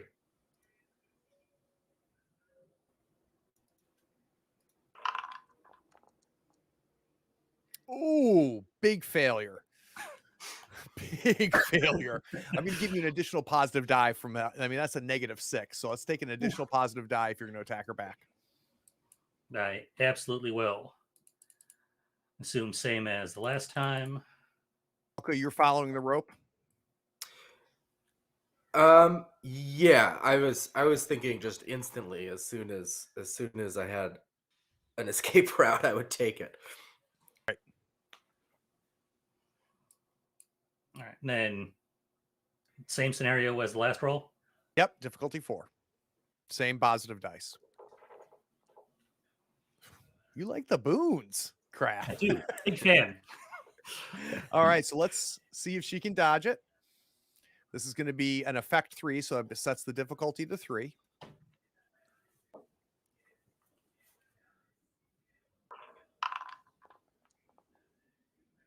Oh, all right. -6 effect plus your 3. That's 9 plus the damage on the weapon. 2. Cudgel comes back and you hit her. And this is the first time you've hit her. And the reaction, the hardness of her is surprising. You can actually feel the strain in your wrist because you just weren't prepared for that much resistance. But you immediately pull down again. And as the second one comes down, it cuts into her upper shoulder. And we see her crack. We see her split. We see like a rock as she cracks down from the cudgel. And you can see the entire left side of her torso falls to the ground. She reaches with her left hand to try to catch her right side as it breaks, but it doesn't. And as her arm comes across, you see the cracks at the shoulder where her arm meets the shoulder, and the left arm cracks. And then she just dusts into the wind and down into the snow. The man is on the ground, Che, and starting to try to get up. It is still your initiative. There's no way he's going to be able to do anything other than try to stand up here. What happened to the gray crystal that was in his hand? Did that fall into the snow? It fell into the snow. But you can see exactly where it fell. Mm-hmm.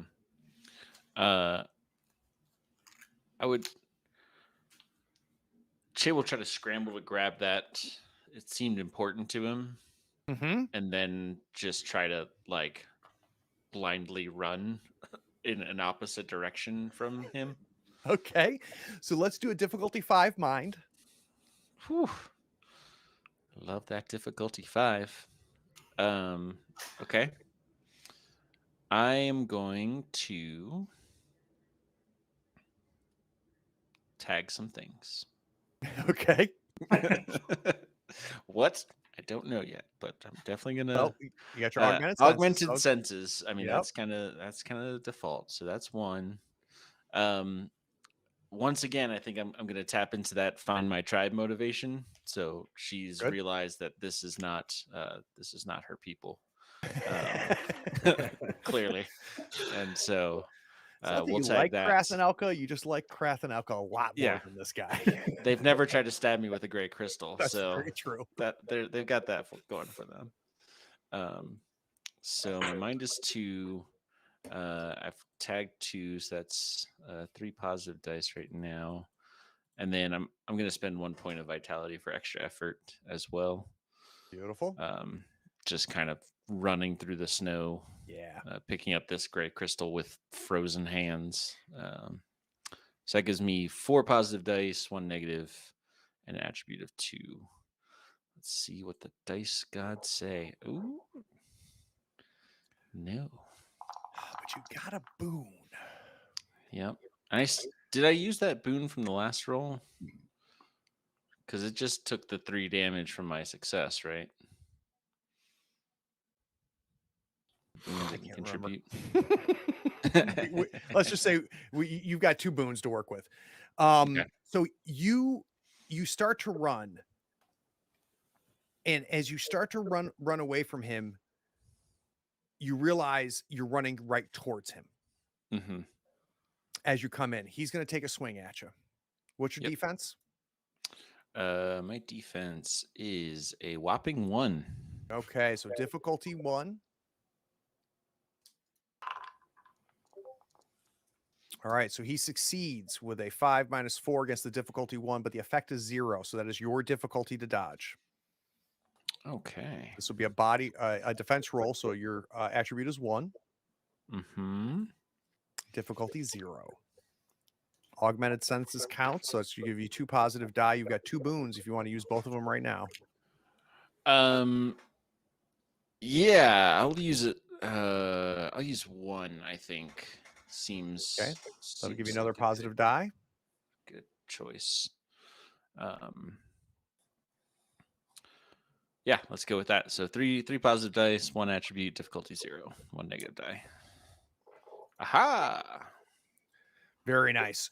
So he comes lunging, and instead of lunging towards you and grabbing towards you, he's actually swinging at you. So he's actually trying to punch you. And he punches. You are able to dodge this and pull away, prevent it. It is going to be your initiative. Okay. Boy. Not great in a fight.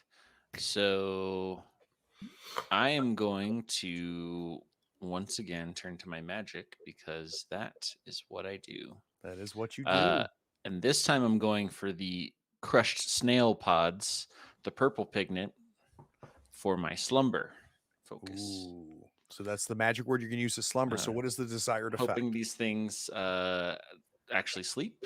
They Okay. seem to be creatures of some sort. Every creature I've ever met has some sort of sleeping. So yeah, at least get them to, like, maybe not completely go unconscious, but get sleepy, drowsy, likely to make more mistakes if possible. Definitely a cantrip, so it's only going to be difficulty 1. Okay. Once again, I'm going to tie into my living art on this. So, and then the other thing I think I would like to do, so this gray crystal that's in my hand, it feels maybe magical, maybe no connected to the person. So I'm actually going to draw on the crystal, and I'm going to use my other boon as that, like kind of making that like connection to the crystal that's in his chest. Absolutely love it. So living art, mind of 2, and boon. So mind of 2, living art, boon. Difficulty and you 1. said difficulty 1. Okay. Yep. So this will be your and cantrip. no extra negative die. All right. I think I'm good with that. It's really hard to figure out what the probabilities are in this when you're like trying to do the quick math. Like, should I push again? Yeah. Which is kind of nice. I don't disagree at all.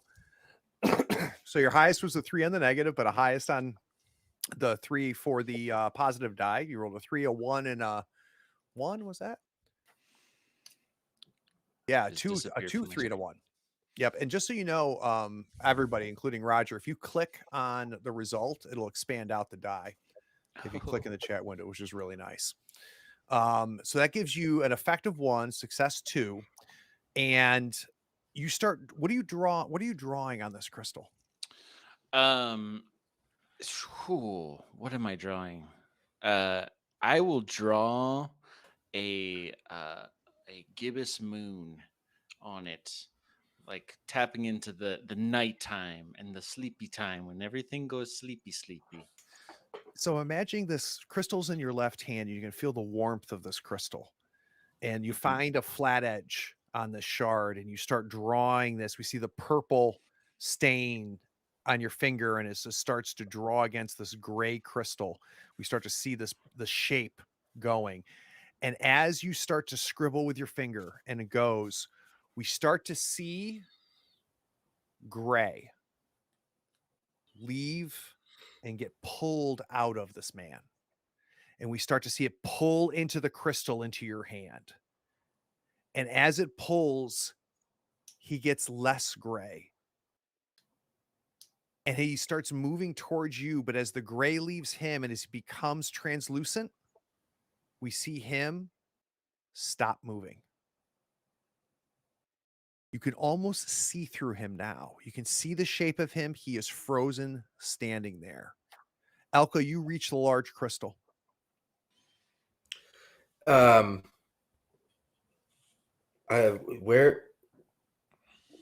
Krath?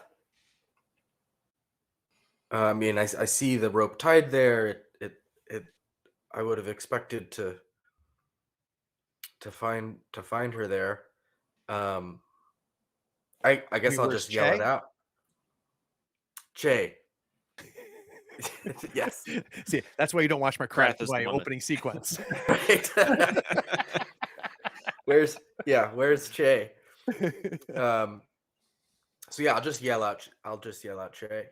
Which is funny because as the woman started to shatter, that is exactly what you heard me shouting.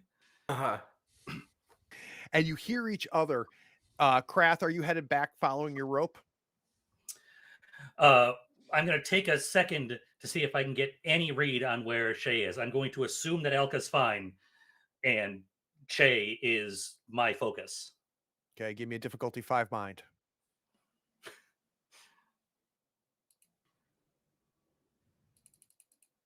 Can I make that same roll? Yeah, let's have you both do it. And I add augmented senses and predator. Great.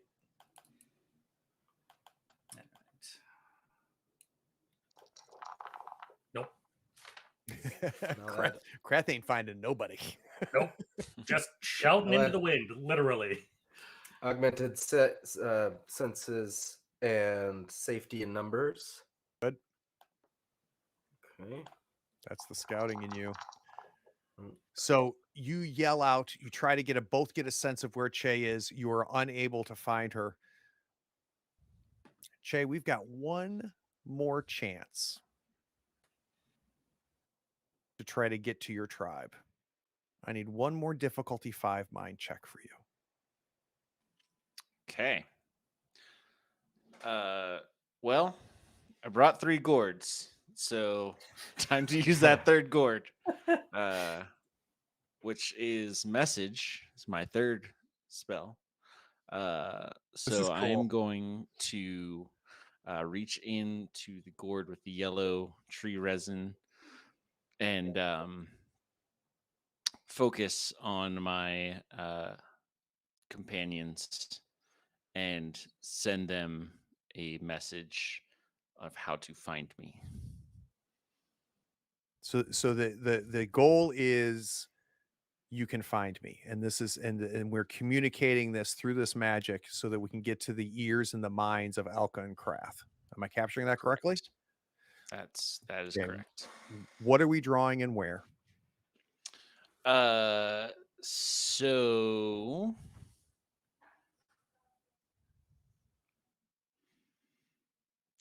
Gray Man has turned clear. Mm-hmm. And so I'm looking for clarity in my message. So I'm going to draw it on the clear gray man. It's going to look like a large mouth. I'm actually going to use his mouth and just exaggerate his mouth's features with this yellow.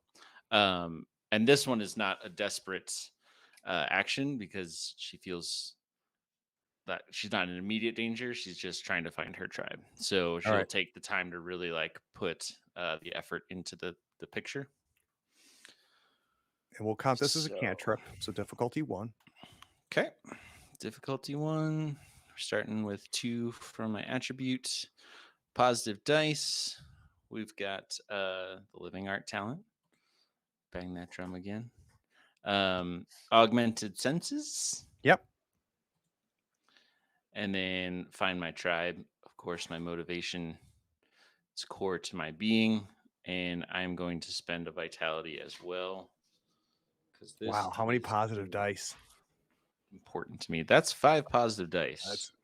And see, what's kind of cool about this die system is that, I mean, that sounds amazing, right? We invoke all of these tags and everything to give you all these die. All you need is a 6 on that one red die. Yeah. Negates It's it all. all for nothing. But even in that, you've got your attribute, which is higher than your difficulty, which is good. Yep. All right. So here we go. And yes. Very nice. Effect 3 with the boon, because of that 6.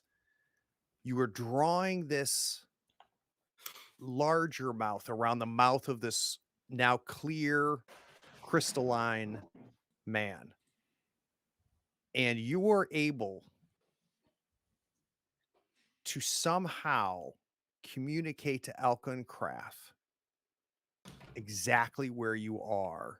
And I think Che needs to decide how this happens. So what experience or what effect do we have on Elka and Krath for them to know where you are? And just so you know, you're about 7 feet away from Elka in the center of the room. What happens to them that they know where you are? My guess. So wind is still blowing, snow, all that is happening. I feel like.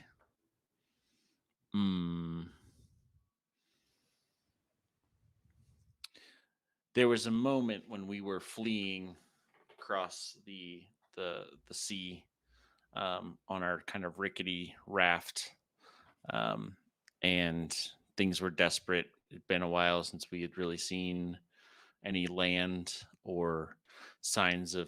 I mean, we just basically were fleeing, and we didn't have. Nobody had ever traveled across the sea. We just kind of were like, well, this is our only option. And then there was a.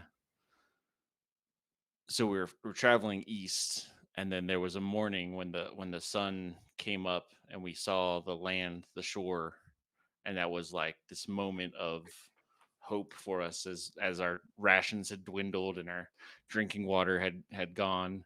And so it's just this clear picture of that sun coming up over this rocky shore of the sea that is like it's a shared memory of us all, and they just like hone right in on it and can come and find her. So Che, I'm gonna just add a little bit to this, and if you're not okay with it, scrap it. But what I'm imagining is Elka and Krath are yelling, screaming your name, and you can't hear it. They can't even hear each other yelling it, right? Mm-hmm.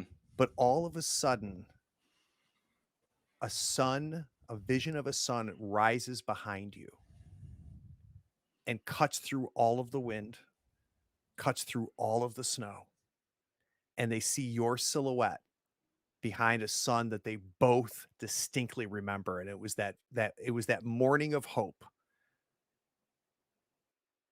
And Krath, you immediately grab your rope. You're able to swing the rope towards you grab onto Che and pull back. And Elka, you're there pulling her as soon as she gets within reach. We've got the 3 of you there in the center with this crystal. At your feet now, you recognize more shards and the same identical in size as the one that you have, Che, in your hand.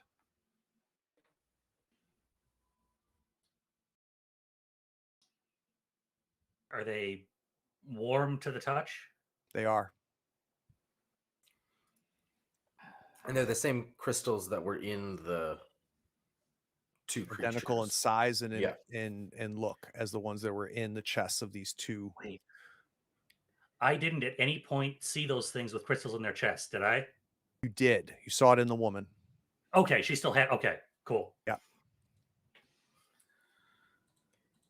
I These think I'm may be a just source of sitting, warmth, but sitting there in amongst them, holding a few, contemplating the omen, the meaning of this vision, but not coming to a conclusion. Yeah.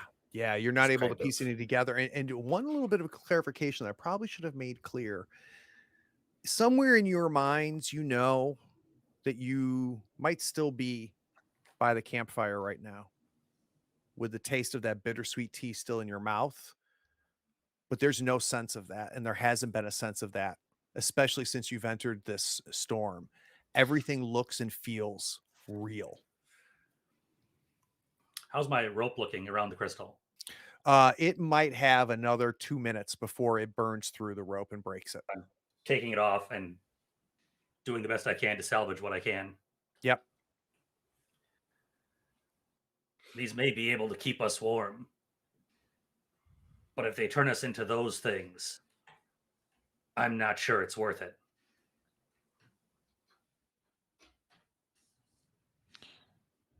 No.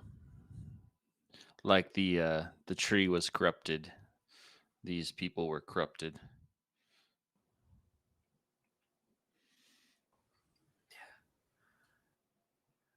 As you say that, I drop the crystal I'm holding. Like, whoop. I test kind of. I don't go so far as it's dangerous to lose sight of anybody, but I test carrying a few of these out further away from the heat. Do they retain their warmth independently? And do they reduce the storm at all as I move with them? So two things, Alka. One, being very tentative, right? Keeping everybody Yes. in sight. Absolutely. So Yeah.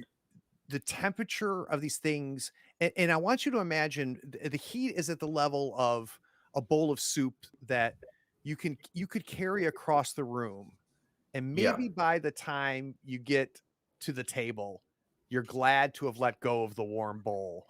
But you Yeah. probably could have carried it longer if you needed to, right? But that's the Yeah. level of warmth that you're feeling here.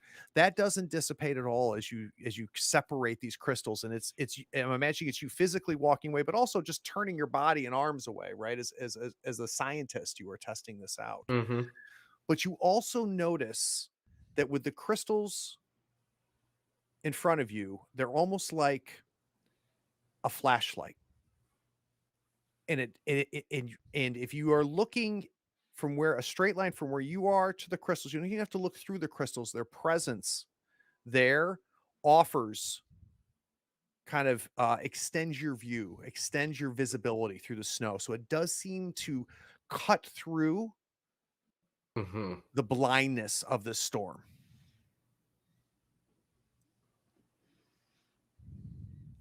I'll take my learnings, try to see if anybody else noticed that. Make eye contact. And a show. It's a good question. Was that something that only Elka experienced, or could we see the storm? Like, It's only something that Elka could experienced and noted. Now, So I'm just kind of looking at you like, isn't that great? And it's a very pretty rock. oh no, it cuts it. It provides a view through the storm. Did you not see? I just sort of look confused. Like, I don't. Try it. Try it. So Che is still holding the one that she marked with the slumber, and so she will also hold it up and kind of look through it toward Alka. and you get the same experience, Che. You recognize it. I'll then show Krath, like holding it up, so he can kind And of see Krath, through it. you recognize it.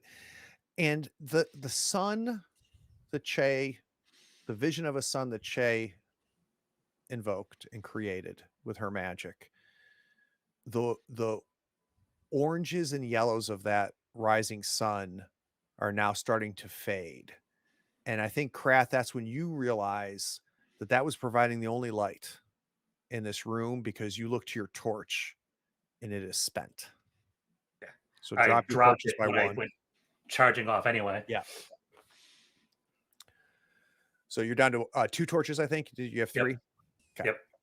And it is now darkness, but there is a dim light coming from the large shard in the center of the room, and the ones in your hands, and the ones that are scattered around the floor. But it's very dim, not enough to create any level of visibility. It's more that you can just see them, if that makes sense.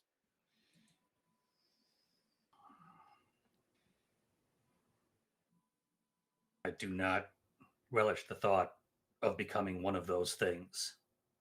No. I mean, there must be an exit other than the way we came in. And I will tie myself to you, and should you transform, I will end you. Please do. Why do I feel like Elka and Krath have had that conversation before? Yeah, you can tell Sounds Pratt right. wants nothing to do with these crystals. Yeah. Nope. So we create a rope chain connecting Krath, Elka, and Che together. Yeah. Elka at the front. Sure. Yeah, and I'll just kind of scout, holding them, maybe tossing them back and forth as I need to. You quickly recognize, Elka, where you came from, and you also recognize a passage to the north. Yeah, I think we'll just head straight to that north passage. So the 3 of you, as you start stepping away from this storm, you start getting warm again. Cat. Dramatic. Cat has made it into the stream again. Oh, this lack of attention you're giving it. Yeah. And you go through the passage. The roughness of the rocks below you, you start to feel it again, because you no longer have the buffer that the snow is providing. The packed snow slowly goes away with every step you take. You hear the winds behind you now. You go 3 or 4 feet into this passageway, and you can no longer feel the moving of the air. And just like any good dungeon, you come to a fork that extends to the west or to the north.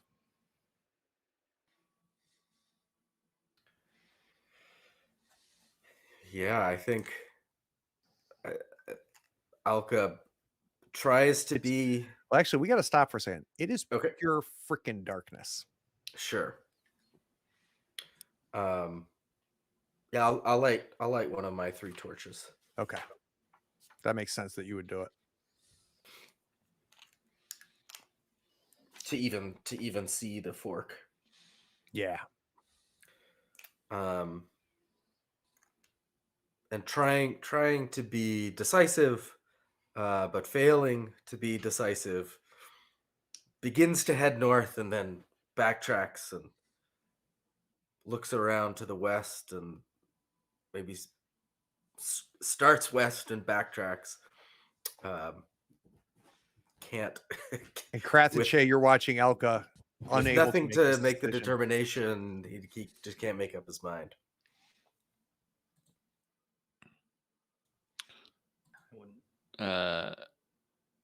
Would Che recognize that it would be north and west as those directions, or is that just a? Yeah, At I'm this doing point, that. are we turning around enough that it would? No, you guys are reoriented now. The crystals allowed you to see where you came from. And because you saw where you came from, you know where you went to. So yeah. Right. Again, I shall advise. West is the direction of the I will conqueror. shake my head There are canyons in the Badlands with many branches and turnings. It is easy to become lost. It is easier to stay found if one keeps one's hand on the right-hand wall. I say we head north and keep our hands on the right-hand wall.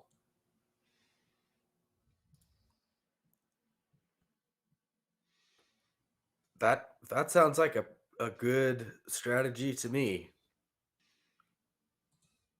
And I'll head north with my So we go north. taking it literally.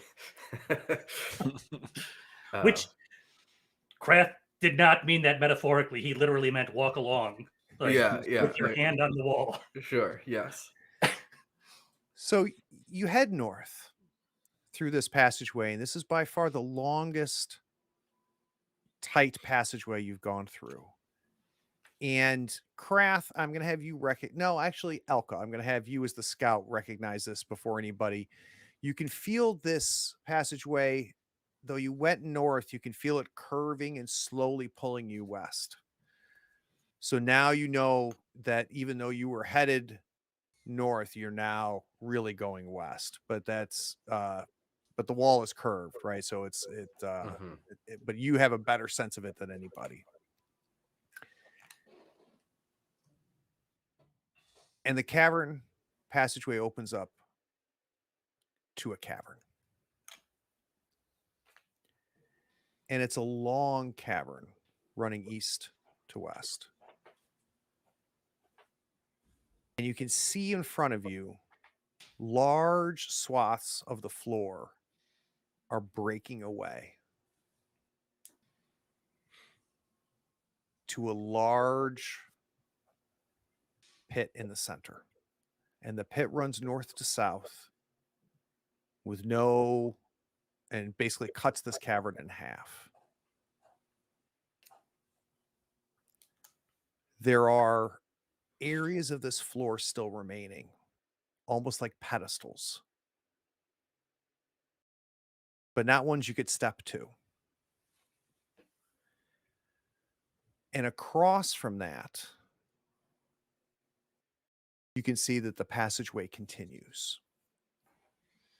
And Alka, as you get close, maybe expecting to see the same thing you saw back with the mother tree, you take your torch and see no bottom. Okay. And you kick a rock, and you can hear the rock hit one of the pedestals in front of you. And all that happens is the noise just gets quieter as it's clicking and hitting the remnants of this floor that is falling away. And as you're standing there, you realize that the jagged, decrepit floor that has fallen away in front of you might be falling away below you as well. I'll head as soon as I get that sense. I think before anything, we'll go to credits. We'll be right back. Not quite a literal.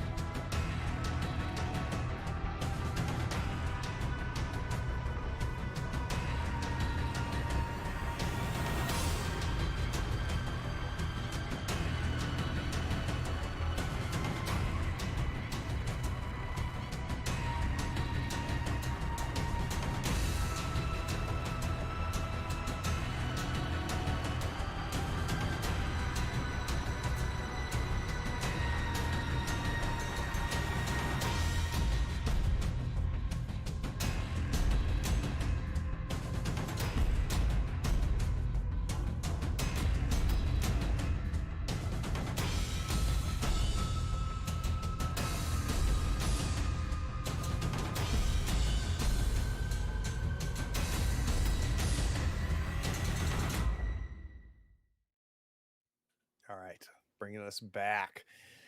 So I got a lot of things to talk about. One, for me, the system mechanically did not disappoint. It played as well as it read for me. I think it is deceptively simple, and very mechanically interesting the way that the dice system works. You see, this is the first time I've read the positive die, negative die thing in a few games. I think I like Feng Shui also uses a similar mechanic. And I wasn't crazy about it the first time I read it, but seeing it in play, especially with the addition of the pool and using the tags, so to mitigate this, um, you think about the attributes, being so low, but all they are the bonuses, like in a D20 system, right? It ends up just being +1, +2, in the same way. Um, I think what I like the most is the decision making in the process of what tags can I make uh, relevant. It'll be interesting to see as we play this more how your tags impact the actions you choose, knowing that, if I do it this way, I can use this tag, right? And instead of just using the tags proactively, you're kind of backing into them. There's just some really interesting things going on here. I'm anxious to play this some more and get a little bit more system mastery with the three of you. Um, One of the things that we were talking about at the break, I made a joke. So for those of you who've been watching, we've been doing actual plays for coming on 2 years now. We've got, I don't even know how many different casts that we have gathered, and we've had repeats, but all three, Matt, Jesse, and Roger, are new. We literally met 30 minutes before we went live. It's the first time the three of us have talked to, or the four of us have talked to each other. Yeah. And I am amazed at the quality of players that I've had on my channel. And at no point did I know any of them except for two of the locals, Dave and Jim. I knew locally beforehand. I knew they were good, but I'm just amazed. And the three of you just are great players. Like that was awesome. New system, new setting. Four of us have never done it before. We jumped in and let's go. And we immediately just started building together. And I'll start with you, Jesse. Like, is it just dumb luck? Like, how am I consistently getting such quality players? I mean, I think it might be some luck, but also, you know, a community is built by the people in it, and Yeah. a community attracts its people. And I think you've done a really good job of making it, signaling your community Interesting. well, and attracting us for the reasons that we're all here. I think, um, I'm interested in the interviews that you do, and Right. the kind of depth of conversations you bring out, just kind of specifically interesting to me, Mm-hmm. because of my history in role-playing games, and my dabbling in their design. And I think that, that means I'm gonna have, a play the way that I do. Yeah, that's interesting. I hadn't really thought about that because the podcast isn't for everybody, right? I mean, if you want a Right. podcast that's going to give you quick reviews on an RPG, it's not mine, right?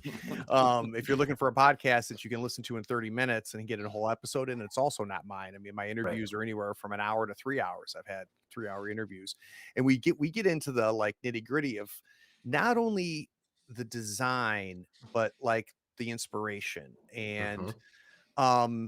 I also get into the guests as people too, right? And Yes. I think Yeah. that's not for everybody. Yeah. There's and there's not And right the or wrong here. process. Like I don't give a shit who you are. I just like your game, right? Right. So that's interesting. And then there's a last bit of self-selection, which is, I'm going to be a patron, so I'm going to waste money to get something I could get for free. That's on you Right. guys. And but also, there's casting calls right through the Patreon too, where that's also a self-selection, right? You've all Yeah. know how I am as a GM. You all have seen how, the type of game, the type of table I run. So that's the last bit. So that makes a lot of sense to me. That makes a lot of sense to me. Roger, maybe one or two quick takes on the system and setting, having played it once. What works for you? What do you still need to decide about? Yeah, I think it's a really awesome system. Like I said in the game, figuring out probability, there's no like probability, D20 based systems, you're like, oh, +1, it's 5%. Like it's easy math, right? But this is like, especially with the burning vitality aspect of it, is do I really want to keep pushing that button and just, draining me? Because like you said, all it takes is 1/6 on that negative die, and doesn't matter how much vitality you spent, you're likely to fail it. So I really like that aspect of it, that the mechanic is unique enough that it's not something that I can like game theory really quickly in my Yeah. head. And so that leads to just making narrative choices and not mechanical choices. I think anybody that's spent a lot of time at the table can make those, let the mechanics dictate your narrative, because you're like, well, I know that this is going to work. I know that flanking is going to do this, so I'm always going to flank, whether it's the narrative thing to do or not. It's just worth it. So um I think that the tags are interesting. I think if I would have maybe understood them a little bit better, I would have done a better job of like making them more like fate tags Right. aspects, Yep. where they can be a little more universal. Yep. I think it would also be interesting to see, and I don't know if this is in the rule book, using those tags against us for Mhm. negative dice.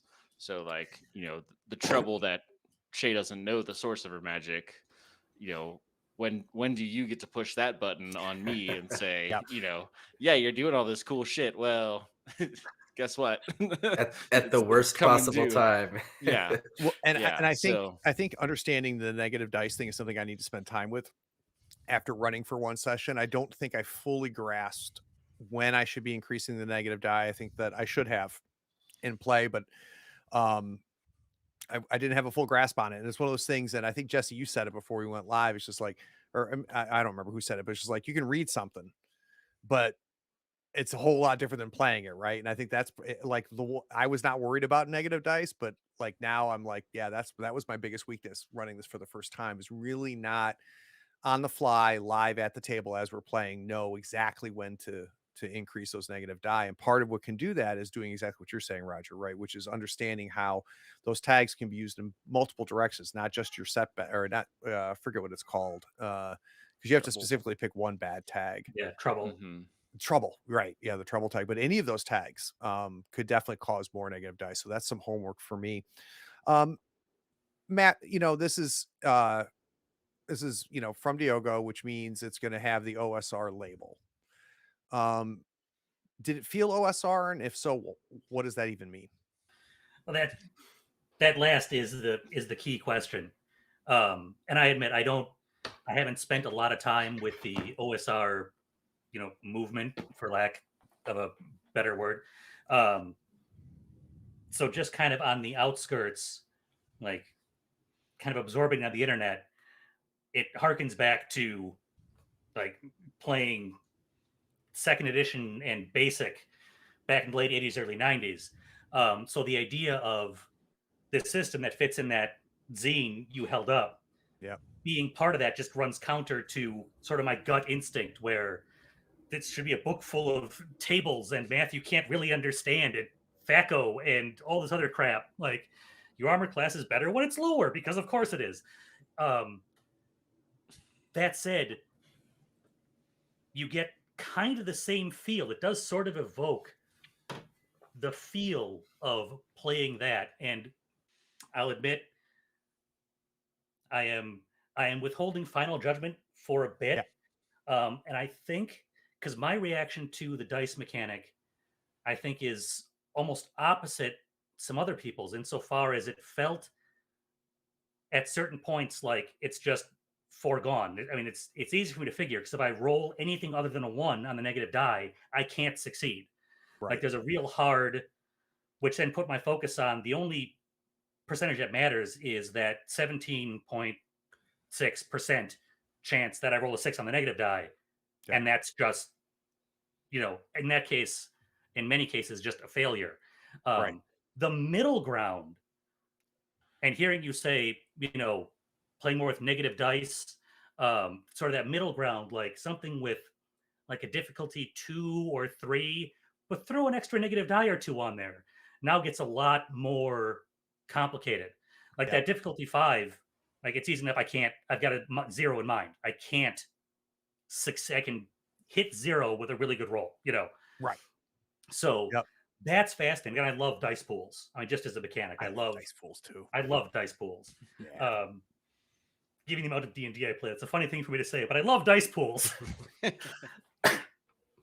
Yeah, and Yeah, the I think tags, tags are cool. I love them. fascinating. Yeah. Fascinating how they're going to play in. Yeah. Excited to see it because some of them I picked, admittedly, as a mechanical, like Predator is going to be handy. Like that's just going to be a useful thing to be able to do. And my motivation is honor, which feels sort of in a lot of any kind of social situation I might be able to bring that to the table. But the relationship tag in particular is one like that was just, well, he has a daughter. I don't know how I can leverage that for good or bad, honestly, Right. but that's who he is. So I am fascinated to see how that plays out. Very much looking forward to diving further in. Yeah, I think it's neat because, there's mechanical aspects of the tags, but they also inform you and inform your other players in your GM who you are, right? So they really do some heavy lifting as far as defining who the character is and then having, mechanical implications. Because think about it, Predator, yeah, a nice handy tag that you can invoke when you're in a fight, right? That's Yep. great. And one that you can always give you that positive die. But it also tells us a lot about craft, right? Which I think is very, very cool. All right, And to Jesse, be you want to give clear, us I don't want to say I chose it mechanically to the exclusion of character. It No, it's no, a it character. work that's my point, Matt, is it works both ways, Okay. right? That's what's really cool about it. And that's what I've always loved about a tag system. City of Mist does a great job with that. The way the City of Mist uses tags. It's even more of a centerpiece to that game. And it is only challenged by fate as far as the impact that the tags have. They have a lesser impact here because of a die pool system, but that doesn't make it any less cool. And yeah, I'm with you. I'm with you on that. All right. So Jesse, Stars and Wishes, we take this from the Gauntlet podcast. The idea is that each player, not character, each player is going to identify some star moments, either, you know, and the way I like to think of it is when was I in Primal Quest? When was I not sitting on my couch?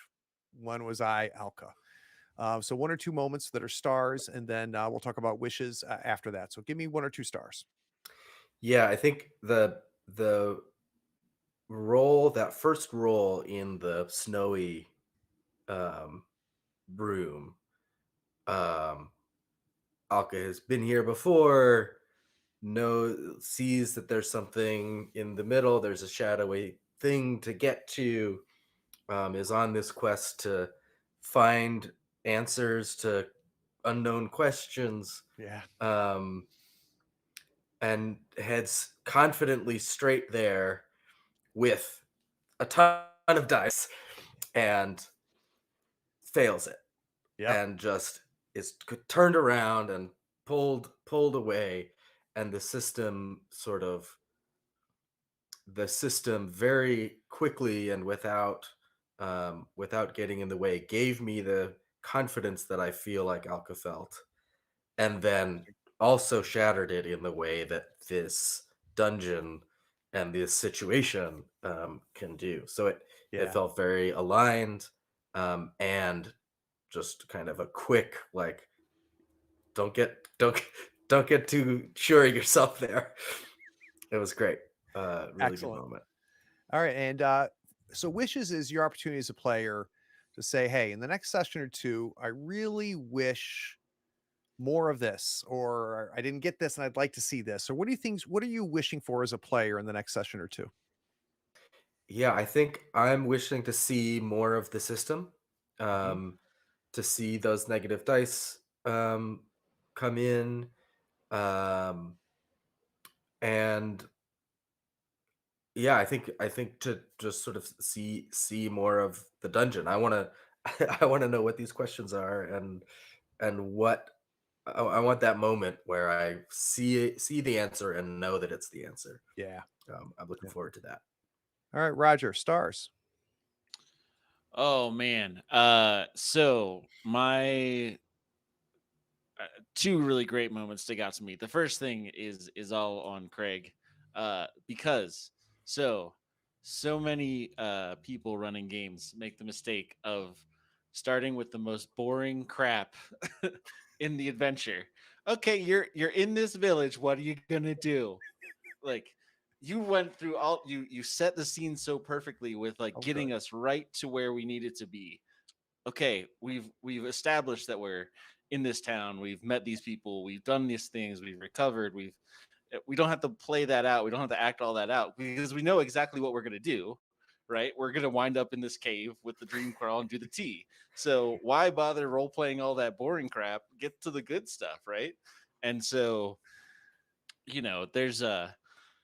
there's just an art to that of getting to the good stuff right away. You set the scene perfectly. We were all, I mean, I was instantly brought into this world and I knew exactly where we were. Right. And so that set the stage for then it was easy to make these choices and decisions playing out those characters because you painted the scene. You weren't just like you're in a town. Go ahead. you know and then what Glad. results is an hour of stupid crap that nobody Shopping. cares about. Yeah, exactly. So Going to the quest love board. that. Yeah. Yeah, exactly. I love that. And if you're looking for the best way to GM a game, just steal that tip right there and do that every time. Mhm. And then of course the other one was the image of the sunrise, that whole spell casting thing. That was that just was all like you, Roger. That was That awesome. was chef's kiss. great. Oh, moment. that was Yeah. great. Yeah. So not to pat myself on the back, but I Oh, it really was thought that phenomenal. was It's like, very good. it just was really cool. And I think Well, all the spell casting was cool because it's not, yeah. I cast magic missile and it does this exact thing. I have the word wolf. What does that do? Does it turn me into a wolf? Does it bring a wolf? Does it, Exactly. so. And And as the referee, I can veto, right? But mhm. there's a shared contract among the player and the table, right? So that I wouldn't expect you. I mean, you're going to push the membrane as you should, but it makes Magic a lot more exciting than having spell Mhm. slots for me, right? And it really, I think one of the things that I love about an OSR styled game is that it really it needs the creativity, right? It needs a creative GM, it needs a creative player because there's not rules for everything. Mhm. In the way that you see in other games. All right, how about some wishes, Roger? Yeah, I just want to, I mean, man, I feel like I could just play this game. Like, you're not busy the rest of the week, right? We can all just take the rest of the week off and just hang out for a while in Primal Quest and see what's going on. Yeah, just more of this. I'm really looking forward to using those spells in completely different ways the next time. Yeah. And seeing how I can just, it's not just this one button that I get to push every combat. I get to come up with something creative, and I think that's going to be awesome. So, yeah, I mean, just more of the same. I can't think Cool. of anything that would improve. I don't like calling it an OSR game because I don't really like OSR. I know I'm going to get kicked out of the gaming community for that, but Well, here's, I mean, we keep my calling it that, experience with Roger. OSR has not been great. Well, but here's what's part of cool, and I'm going to blow some more smoke up Diogo. Is he brings a modern sensibility to it, and he brings modern mechanics to it, right? And Mhm. that is something that I think is really, in my mind, having read several of his games now, is something really signature, is that he can streamline and modernize, but still keep that warm, you know, teenagers spending a whole weekend eating pizza and playing second edition feel to it, which I really like. And having played this in DCC and stuff, this is how I like the dungeon crawl. I gotta tell you, because if I've not, I have no desire to do mechanical, a rules heavy system dungeon crawl. I think the creativity that this type of system allows is something that's a little bit more my style. Stars and wishes, Matt. So for stars, I've got to give it to Shay, Roger. Yeah. Like as you just said, the use of sending a message and evoking that imagery that Craig then spun into the whole scene was excellent from inception to payoff. Just the I'm going to use this crystal corpse and draw a mouth around it. Like it was beautiful. That was It really was fantastic. And then similarly, even earlier on, identifying that Shay would absolutely go with this guy and doing that. Well, everyone here knows, well, this is a terrible idea. Right. Yeah. This is bad. So huge respect for making that decision. Yeah. And yeah, everything that has already been said, like drawing us into the world, setting the scene, moments like that sunrise, just taking that great idea and execution and then just weaving into the whole thing. Just, yeah, fantastic. On the wishes front, I mean, yes, more, obviously, but I personally can't wait to get hosed by my trouble.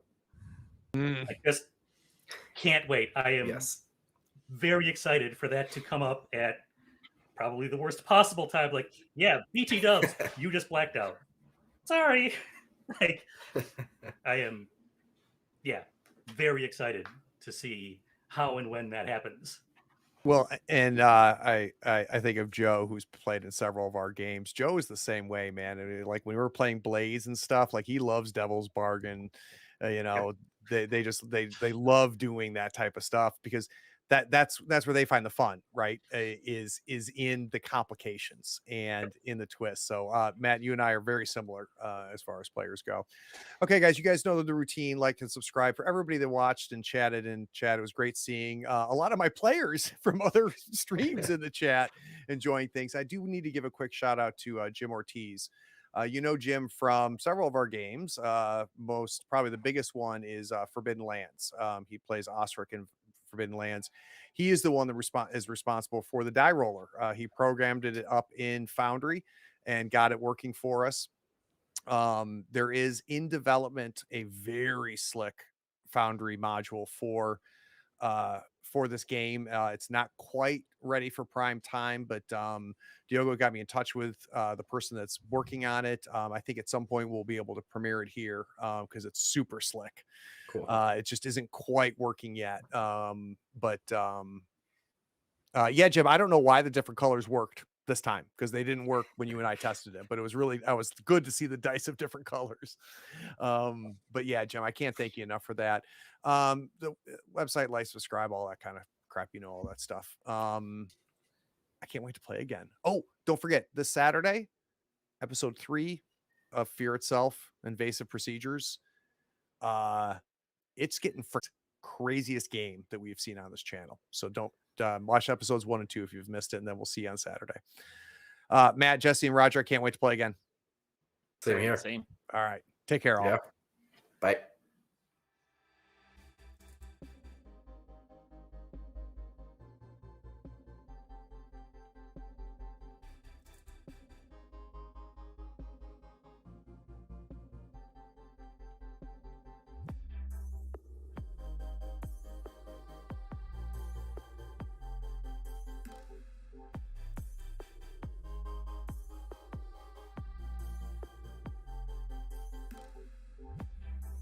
Howdy, friends.